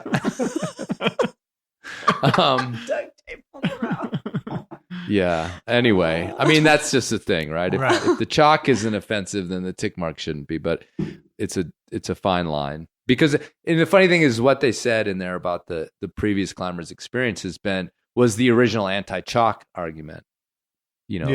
Chenard made, and we're like, well, I want to be able to figure it out for I want it myself, but I on-site. can't see Yeah. if I know where the hold is. Yeah. And the funny thing I've thought about that is that rifle, Oh. for example, has passed that mark Right. where everything has chalk on it. It's harder. Like 30. Yeah, it totally is. Like I've thrown for things that are nothing. Yeah. And they're like fucking a Yeah. blob of chalk. And you're like, oh, that must be a jug. And there's nothing there. Right. Because everybody hangs and they like touch everything. Yeah. So it's like gone the other direction, just like the polish. Yeah. That's what I've argued lately too. It's like, well, it's super polished. I'm like, yeah, but like it's not getting any more polished because it's reached polish equilibrium. Polish max. Yeah, and like you should feel lucky because every hold is like a 20 karat diamond. Like it's impervious to damage now. Sure. It's And- not getting any harder. Right, and you should just feel lucky that you get to grab all those It's diamonds. like everything feels the same now. Yeah, Yeah. exactly. So It's like ice climbing or dry tooling. You have the same hold every time. Or speed climbing because it's the same route. So we were talking about Yeah. GoPros. Sorry. Yeah. I've seen GoPros. Tim is not down with GoPros. Tim's great. I mean, he's right. Well, because he also points out that even if you do put the footage on, it's like terrible jerky fucking. it's so it's like bad. it's like Blair Witch on steroids, Yeah. man. Like it's so bad. And like the thing is like the GoPro thing where it's like, oh well, like now you have the beta. It's like, no, I fucking don't, because like I can't see you because you don't. Nothing is in focus for more than 2 seconds. So like, it's just No. All right. Yeah. It's GoPros just- are out, man. It's kind of dorky. It's Kinda? beyond dorky. A big old fucking thing Dude, sticking out. I the saw a helmet. guy with a GoPro on his dog, like hiking this summer, and I told him, I was like, "Man, hey, let me catch up with you later and get that footage." You know, like, where's that dog going? Nobody fucking cares. Like, Have you ever seen that one? It was sort of viral of the dog. It was like an early dog GoPro where he like runs out of the house and through the yard and then he jumps off this pier into the water. No. Oh, it's pretty good. Was it good? Oh yeah, because it's like you could just see you just see him his little paws. And Look how at you. You're psyched he into is. the GoPro. Yeah, I mean on the dog, not on a. Yeah, Well, that's what you everyone's trying say. to capture that viral moment. Like Right. the reason the GoPro's on the dog is Yeah. that maybe on that day a bear will, show up in the woods and the Mhm. bear's like, fucking a deer or something, and it'll be something that no one's ever seen before. Right, They'll be yeah. like, "Whoa, that's Yeah. cool, that's crazy," and then they'll get all this money. I on mean, this YouTube. shit, like literally, like most of this shit goes back to social media. Yeah. It being the root of the evil of So? whatever it is. Well, we're almost there. Okay. All right, so GoPros, They're really. out. They gotta die, dude. I mean, it's a pretty bad look. It's a pretty bad look. I think T-ball. a It's a T-ball. drone, yeah, It's dorky. drone Totally footage is dorky. cooler than GoPro. yeah. But even amateur drone operators can go fuck themselves too. Yeah. Anyhow, climate activists that are all talk and no walk. Ooh, Wow. Well, I made that up. Oh. Matt didn't. But it was an argument I've heard. I've listened. Do you I've mean heard like the flying- rebuttals of it. I understand the intellectual rebuttal of it, but yeah, Matt's over the POW people, dropping the knowledge about climate change than heli skiing. Yeah. The climbers who are like, yeah, we need to, we need to stop these glaciers from melting. And, this year alone, I'll probably fly to the Karakoram like 6 times. Sure. Yeah. Or so, drive to Rifle like 6 times. I mean, Yeah. either way. I guess that's what It's we'll a get little into. different. When you're but- done Googling NFTs, Google no. carbon emissions. Wait a minute, my friend. That is my job. I work in carbon Oh, emissions. here we go. So All right. Well, I will let say, me stand down. Please tell me how driving to Rifle is the same as flying to the Karakoram. I'll tell you why. Floor is yours. Thank you. Wow. It's getting a little aggro. Oh.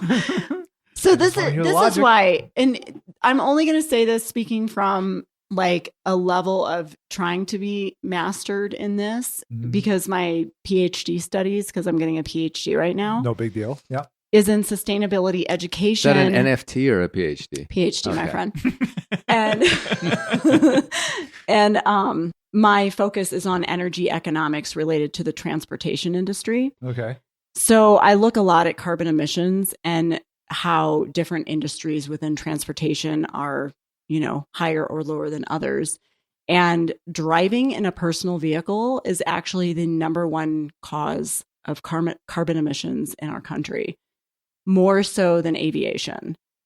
So, But isn't that just because there's just fucking more people driving? well, what I'm getting at is that the argument that we were just discussing was Right. how aviation was emitting more carbon than You're saying total. driving. it's And I'm is- saying is net. total Yeah. driving is more. And, Oh, I would- and Because in more people fact, drive than it's than fly, driving is what in you're saying. personal vehicles that is more. So you can't blame public transit. You can't blame But I have You a know, Leaf. What buses about or electric whatever. vehicles? Yeah, I have a Tesla. That is amazing. I literally, don't- he I doesn't. don't. I literally do. I know you do. Thank you And very I've much. ridden in your Yeah. vehicle. But I'm just saying that when But like, if those same people that were driving to work took a fucking flight to the Karakoram, they shouldn't be complaining about it. Right. I think the spirit of the question is more just the sanctimony around totally Yes. Yes. the hypocrisy. around very Yes. prominent people who Yes. are have this stupid job of being influencers, and so companies that We're are there. We have arrived. that want companies that want their messages out will pay them to do that, or advocacy groups that have a very genuine message around what's best for the environment will solicit their platform to get that message out. My big thing is that I don't think that climate like the problem of climate change doesn't need more. I mean, it's a problem, but we all know that it exists to some degree. And so I'm interested in hearing what the solutions are. And I'd like to have that, like those kinds of like hard, sticky policy debates. I don't need, the fucking best rock climber or skier in the world to tell me that climate change is a problem. Right. I know it's a problem. So in other words, awareness. You are aware. I'm aware that there's a problem. And most climbers change. are aware. Yes. Yes. And we just choose our lifestyle based on our climbing needs. And then we sort of like backpedal to try to like fill in our carbon footprint gaps or whatever. So what was the listeners sort of?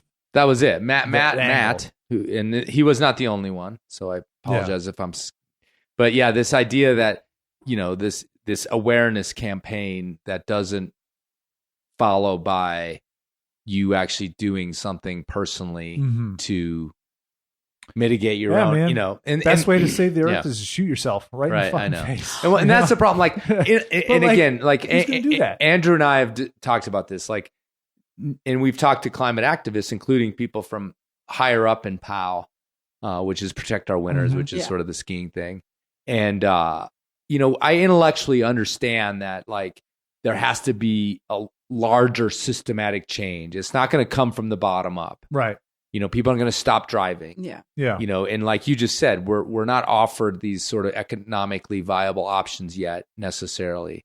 It's got, and there's like 50 industries, literally like 50 companies actually that are causing so there has to be these giant systematic changes. So me driving a rifle and back, which is your point, Andy, like if I stop doing that, does anything happen? No.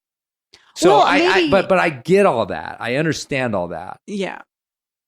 But yet it still also does bother me a little bit to have like the sanctimonious, like, hey, and I used to joke that like I knew when North Face had told their athletes to put out a message about, because all of a sudden like half the people I'm following were like all in unison, like climate change is important. Well, that should be from half the people you're unfollowing. Well, and that's the thing. It's like from Sayus or from Everest, a base camp from the team summit in the Philippines, right, where we flew everybody in. It's definitely more self-aggrandizing, or just like it allows them to lead their lives and give themselves, kind of moral cover for themselves, a story that they tell themselves that they're doing good in the world and whatever. They're doing better than a lot of people just by sharing a message that I believe in, but it's just that sanctimony I think bugs us, and I don't think that's what's needed. And it all comes down to this, like, we just have these huge problems that we don't know how to solve in this world. And so we focus on tiny little ways that we feel like we can have some control and power in our life, doing something stupid like banning plastic straws, which is like the most minor thing that could possibly be done in terms of plastic. But back to the climate activist. I mean, does it bother you guys? Yeah, dude, pisses me off. Oh, man. really? Oh, because I don't think it bothers you that much. You've come. No, it does. It bothers. I mean, I understand it. I get why people are doing it, but I just don't think it does anything. And I don't give money to like POW. I don't give money to those organizations. I don't really support what they're doing, because if their message is just we need to talk about ourselves and talk about this issue in a way that allows people to feel good about themselves, I don't think that's helpful. Look, we're all hypocrites. I mean, that's right. That That's line of argument only goes so far. So I think that it's not helpful to like point out that the POW activist with 100,000 people I'm saying that like that's a reason why. I know you're not saying that, but that's what we were talking about is like, why does it bug us that the person who's flown to the Karakoram 10 times this year is telling us about climate change? Well, it's because they're hypocrites on some level. But so are we. But so is everyone. And so that totally. Still driving a gas-powered car. Right. My argument isn't that we shouldn't ignore them because they're hypocrites. It's that it's just not helpful. I don't think what they're doing is making a difference, and that's the reason that. Well, but I think that there's like gradients of hypocritism. Hypocrisy. Thank you. There you go. I like hypocritism. But there's gradients of it, and so I think what bothers your listener is that, Matt. Yeah, like Matt does what he does for climate change, I'm sure. but like there's bigger hypocrites out there. Like we're all hypocrites, right? Like if we really cared, we would all just like go float away in the river. Who wants to live in a world where we're like putting ourselves on a a totem pole of who's the worst and who's the best? Have you been on Instagram? I mean, that is what it is. Especially on this like macro. No, I know. Stuff, I know what I mean? I hear you. Right. Yeah. It just, it's funny because what I suspect, or I'm like suspicious of, is it's just another part of their resume. So it gets back to the original thing that we first talk about, and that's integrity. Right. And so if these people just simply said like, look, we're burning up here, man. Like the climate's going down. We're going to Karakoram though. Right. And like, man, sorry. Get but well that's last. what we're doing. Like, get it while it lasts. That's You're exactly going to be dry what I tooling think. with Mary soon. There is only dry tooling. Chalk. There's only dry tooling now. I mean the hypocritical thing. Just you can go down that toilet bowl forever because fuck, we're doing this stupid thing in this room here, and there's like all these evils in the world that we could be fighting, or like there was a goddamn earthquake in Turkey or whatever, and a war in Russia. Yeah, so it's like I don't get super bummed about it. Like I'm not attacking anyone specifically. It's just kind of like it just makes me do the thing. I think for me, it gets back to the integrity, honesty thing of like, what are you actually what are you actually saying right now when you're talking about climate? Like, what are you actually talking about? Because you're not being true to what you're saying on your caption. It's cover. And it's cover, right? Like, and your corporate sponsor told you to say that, like, and so I think we all see through that, and that's what irks us more than the hypocrisy of it. And if they would just say like, like I know we're burning a couple more carbon emissions than maybe we should, but we're doing this kind of cool ascent, I might be like, good on you, man. Right, I know. I feel that same way too. But they would get shredded, so it's like they're backed into a corner. Totally. That's that other side of this, is that there's this kind of like bottom feeding masses of angry online people who see an inspiring trip to like Antarctica, where you climb like the most outrageous fucking things you've ever seen in your life, and on one level you should be inspired by that if you're like a climber, but then people can't help themselves but be like, well, fuck this guy, like we're ruining the environment and the whatever. Penguins are all dropping into the ocean. And who was it that hate you that had too. on the show recently that took a boat? Like the guy spent like 9 months traveling by boat to get here. Seb Burt. That was incredible. But it's funny you say that because he got their own shit, because you can't win, right? No, we live in a modern society. But that's pretty cool that he tried. It was cool, and he tried, and then but they couldn't land in the U.S. because of visas, so then they landed in Mexico, and then they got in a fucking van and they drove to Yosemite, and so everybody was like, wait a minute.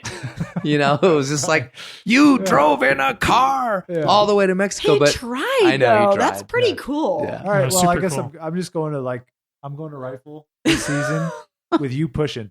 That's it. You can ride Dude, on my you're back. close. You guys could ride bikes. We probably could. Yeah. Oh, an e-bike? I mean, I think an e-bike can take make e-bikes? Yeah, but what about the lithium mining bitches in your batteries? Fuck you. I know, and then there's that whole thing. Fuck you with the lithium. Yeah, fuck and you. the plastic. Yeah. Fuck. We're all doomed, man. I know. Let's just drink the whiskey. All right. And finish the episode. This brings us to the end, although this will probably be an epic part of the show. You're going to have a hell of a time editing, my friend. No, dude, it's not. I'm not going to edit this just fucking uncut, thing. really? Yeah, I wish, but I wish. maybe. Even when Mary's mom called in, and like, dude, my mom called. I'm leaving her mom. Yeah. Your mom. No, your mom. No, your mom. So we're not even probably going to get to zombies, but I mentioned the dogs being something that was brought up in a lot of people's emails. This also was brought up in a lot of people's emails, is influencers. And I think among at least the people I hang out with, in a large part of the media, we've reached this place where influencer is a pejorative. It's like a thing you say when you want to just dismiss all of social media or all of marketing. Offend somebody. You're such an influencer. Yeah. And yet I was like, well, what does it even mean? Because I mean, Andrew and I have the Runout podcast, and I have the Enormocast. Are we influencers? Like, we post No. on social No. media. No. So It's a different job. Before we kill them, we have to identify who. You have to separate yourself from the herd, Right, exactly. before You have to put know the who herd we're down. murdering. Exactly. Like the fucking, you always, you the disease, the cattle with the hoof totally. and mouth. Yeah. You gotta get rid of the them. zombie didn't bite me, man. Like Exactly. Exactly. What is that? Is that a cut on your shoulder? You look weird. Are you twitching? Hey, what's going on? I just don't feel good. Yeah. It's just a fever. Nothing serious. So, It's just COVID. I'm getting Where hives. is- It's okay. is Jonathan Segrist an influencer? No. No, I think there's Right. So where is it? What is All it right. that? Wait a I second. will attempt to Did I write define- anybody's There's a name? difference between influencer and influential. Ooh. Oh, yeah. Wow. I didn't write a name down with this because it was with several. So if you're running about influencers, we're talking to you right now. I think that the influencer is simply defined as somebody that could make their cause or their push on Instagram, regardless of whether or not they stop climbing tomorrow. So in other words, like if I went out and I'm posting for whatever company, I don't have to perform. I don't have to clip any change for the rest of my fucking Instagram career. Right. But I could still make content. That's an influencer, right? Okay. I think But- an influencer is someone who markets companies or their own like products on their social media feed, and they kind of nominally participate in some kind of lifestyle activity, but it's really just this like vehicle for selling products for either their But own if you or took like their some if company. you took their climbing accomplishments away from the fold, the climbing landscape would look no different.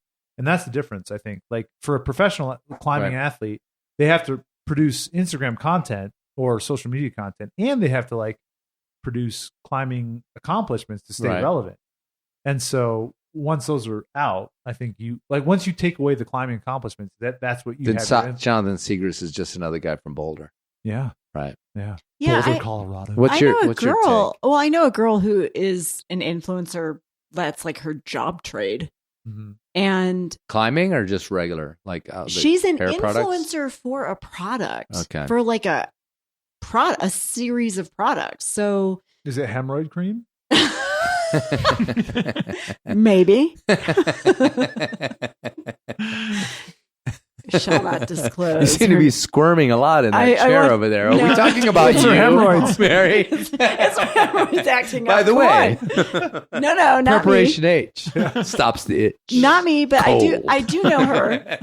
True. I do know her, and this is what I think is that this is my observation. She is getting paid to have pictures taken of her doing rad shit, occasionally using their products, but it has no influence on the climbing world or anything else, even if she's pictured with climbing things. Right. Like she climbs, but she also hikes and she also bikes, and she's like, her hair's like flying in the wind and she's holding something.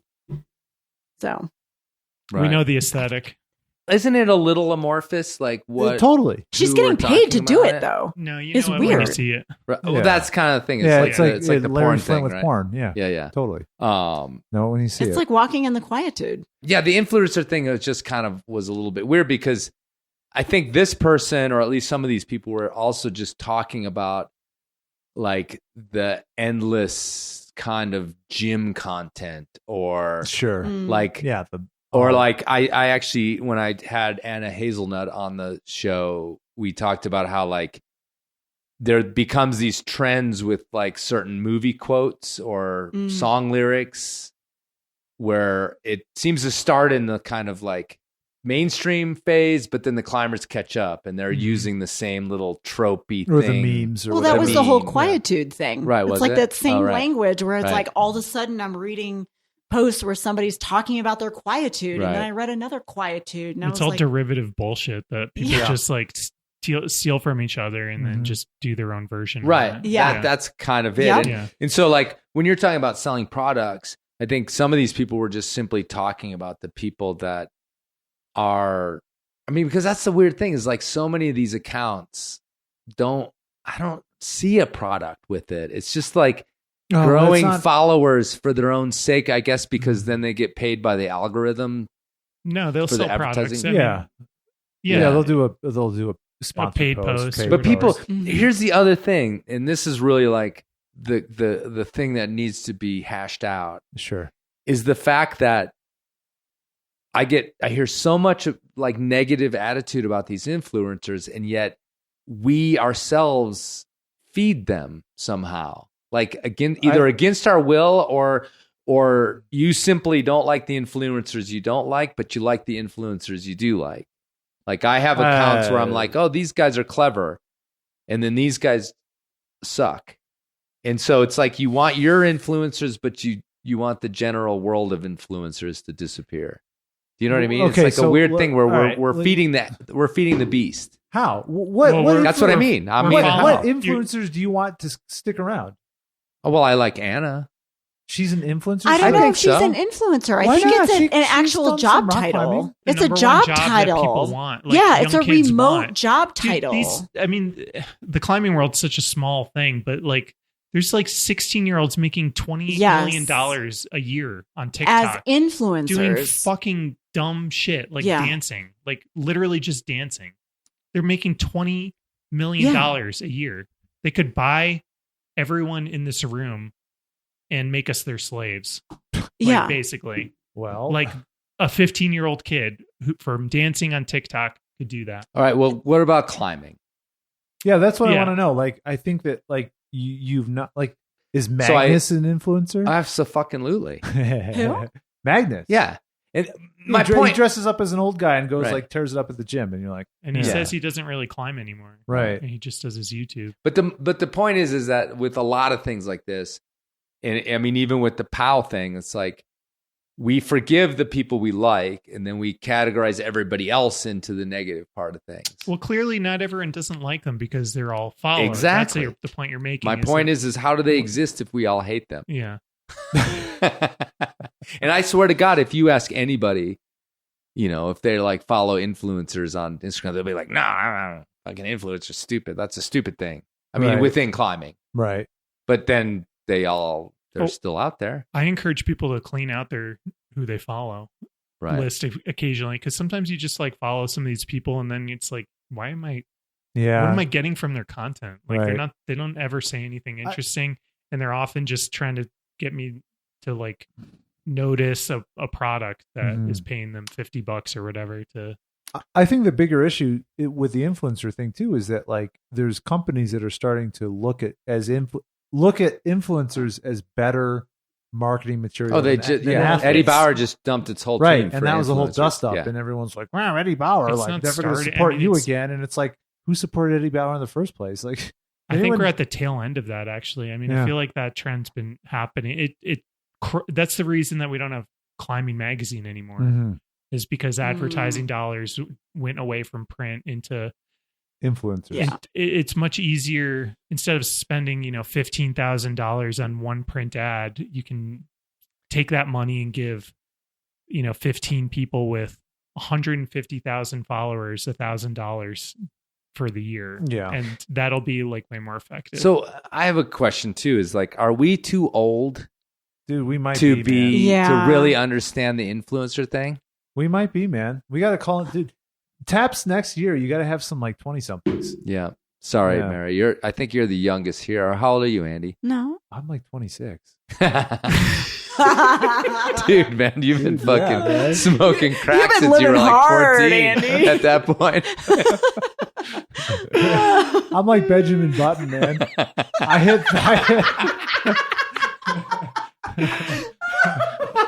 Just getting younger every day. Yeah, man.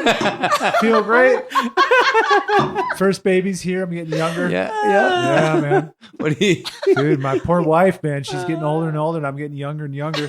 Pretty soon, she's gonna be here in these law offices, fighting the court. No, I'm gonna be 40 this year. Yeah, but I mean, it just feels like you're the youngest. We might not, because the other thing is like have I bought? I'm like, you think you're like above advertising in general, like, this doesn't affect me. But then you kind of examine like, well, why did I buy that? Did some little thing, it's like the Enormocast advertises. So, I mean, there's billions of dollars that go into advertising. Like it works on some level, but it's not like I can think of a time when I was like watching a fucking TikTok and it was like, get this thing, Astroglide or whatever it is. I'm like, I need some Astroglide. I don't know why, but I'm fucking buy some right now. Funny you thought of that one, Chris. I'm just Get trying some to icy hot too. Yeah, Like, mix it up. So Preparation H. Exactly. Like, I'm just like, God, does it work? Have I unknowingly been influenced to buy shit by some? Okay, so but like, what's the problem with influencers then? Like, what harm are they really having on the landscape? I think the people who wrote in about this was just like the dumbing down, the Luke water kind of bullshittiness of it all. Mm-hmm. And I think, and I want to say this too, like from our first thing on this show, like integrity, honesty, authenticity, to use it's always been like pretty important to people in climbing, and I think they feel like it's garbage. It should be, but like that also doesn't necessarily equate to dollars, right? It doesn't have to be about money. I think what Chris is just speaking to is just like that spiritual or psychological well-being sense. Or quietude. The quietude but like the authentic and genuine quietude that comes of having an introspective life that you examine and not just like post every fucking thought that comes into your head and put it into this like derivative formula that you know works because 400,000 other people have done the exact same thing before you. Mm-hmm. And that's what goes viral on this like weird algorithm. But it's changing who you are. It's changing your relationship to the sport. It's stealing away like a chance to be unique in a way. And so it's not, whatever. Influencers are easy to ignore. And I encourage people to not follow them, especially ones who don't bring like any kind of anything to the joy table. To your life. Like there are people who probably do bring joy to a lot of people, but the cock whisperer. Yeah, there's funny shit on Instagram for sure. Have you guys followed the cock whisperer? No. Oh God, please do. That's Chris's. Well, the influencer thing to me is like, still don't understand what is it actually taking away from climbing? Right, like is it irrelevant? It's so inane that like you just brush it aside. It's not detracting from my experience. You're not even noticing it. Right. Like there's lots of people who aren't like you, who are being influenced, and that is their vision. Who is like following an influencer and being like, well, I'm going to show up at the crag and be a total, Dude, there's a lot of people who have never read a single climbing article, who've never read a single climbing book, whose only understanding of the sport is through what they see on Instagram. And so there's a whole generation of people who are being, kind of influenced and grown up on this kind of content that this is like the normal way. And this is how climbers climb and present themselves as climbers. But don't you think that goes out the window like the minute you go to any like outdoor crag? I was just thinking like if you just ignore it and you're not on social media, like let's just say you drop social media for a month or two. But you don't. No one does. But this is you would never even know that was like a thing. Yeah, it's not tested enough. We don't know what the effects will be on the people 10 years from now. Right. Wow. I mean, in all like most of this shit would be cured, at least in your personal life, by dropping social media because you wouldn't know about any of it anyway. Yeah. Like this whole page, 2 pages of shit I've written down here, you'd be like, "What are you guys talking about? I just go climbing and I see my friends." Yeah. You've cracked the code. Like fucking drop social media. Climbing will be so much more fun. You would just never know these things existed. Yeah. There's also this thing that touches back on this influencer conversation that we were just having about what is the harm. And I think that people presenting themselves in these superficial ways that they know what they're doing. They know that whatever they're giving this like very superficial gloss on their life or presenting themselves in a way that's like just, literally the definition of superficial. That's not healthy either. And it turns the psychological effect of like flipping through endless reams of this kind of stuff. It turns people who are real people who you might meet at the crag one day. There's a real person behind this like superficial gloss, and you don't see that on Instagram. And that's always been my problem with all of that. And I think what we dehumanize ourselves by turning ourselves into these like avatars of sex, avatars of masculinity, whatever it is, like just to like sell something. You're selling a product, but you're selling yourself too. Are we talking about influencers though? Totally. Specifically, this like kind of in content, this content, this kind of content that we see, we respond to favorably. We want to put ourselves in the mix, and so we present ourselves in maybe ways that we wouldn't have done otherwise. I don't think that's healthy. Yeah. I mean, and I think what you're kind of getting at is that just that, you know, and so I posited the question, like, what is the harm that it's doing? You know, and I guess like what you're kind of saying is that the harm that it's doing is that it's we all have a responsibility. Making us insane people. Yeah, like we're, you know, yeah, like the minute I follow some hot content, I'm kind of responsible because I follow that, because I like it or whatever. Yeah, now I kind of created it. Yeah, but she's getting paid. Like, who cares, right? Yeah, but like, you know, I mean, like, isn't that the argument? That's the argument. Like if you went to someone and it's like, what is your shit you're doing? Like, dude, I make $1 million a year, and everybody's like, oh, cool, never mind, you're good. Yeah, but do you know like, what I mean? Like, isn't that like the final thing with the influencer thing? well, I mean, there's like an ethical question. It seems like we have like an ethical and moral thing like going on with it. Where do you want to put the because I onus? think exactly, which is legitimate, and then you've got this other side, which is like there's, you know, the acceptance of it in a way that discounts the ethical and moral part of it, right? Or at least minimizes right. it. Maybe not discounts it, but it's just like it. What you're saying is totally true. Yeah, but that person, and you're like, yeah, you're dehumanizing yourself, and they're like, yeah, whatever. It's just my thing online. Like, my friends know me. I'm this other. It's fine. Yeah. It's an act. It's just maybe, this thing. Maybe there is a you know person what I mean? like that, and that's good for them. And I make but money. A and lot like, of people are not like that. Right. And everyone, in my view, has become a fucking psychopath over the last 10 years of social media. Like a fucking lunatic, narcissistic psychopath. That's what I think people have become because of social media. Yeah. They've turned into self-absorbed, crazy people. You could get a PhD just on that. Well, it's true. A pretty huge dick. No. I don't know what PhD means. Mary just got that one. She Googled. Her search history is going to be incredible. Scrub her phone later. Got that one. NFTs. Delayed effect. PhD. All right. Yeah. Dude, epic. All right. We got to get out of here. We've been here a long time. All right. Last question. Taps. The show. This is like Taps 8, Taps 7, Taps. I don't know when I started it in the Enormocast thing. Are you thinking of Taps? Is it Taps? Yeah. Is it Taps hitting Taps? Can we Taps? Oh, so I feel like this is a pretty good one. No. This one fucking sucked. Don't tap it.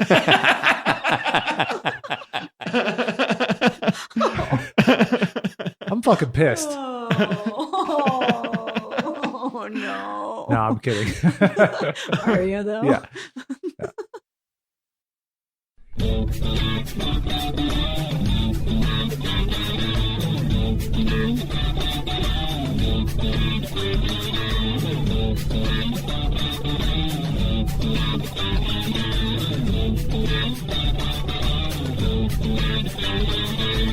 There'll be like little chicks in the nest, like begging for the more. Foie gras of Taps, just shoving it down their throats.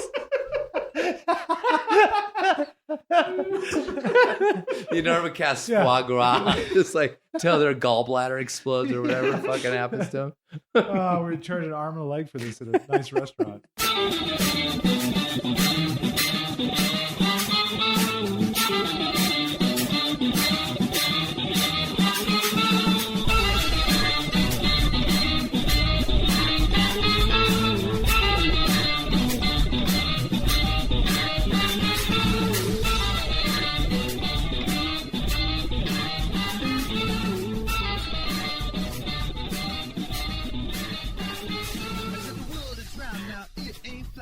The teachers told me that's where it's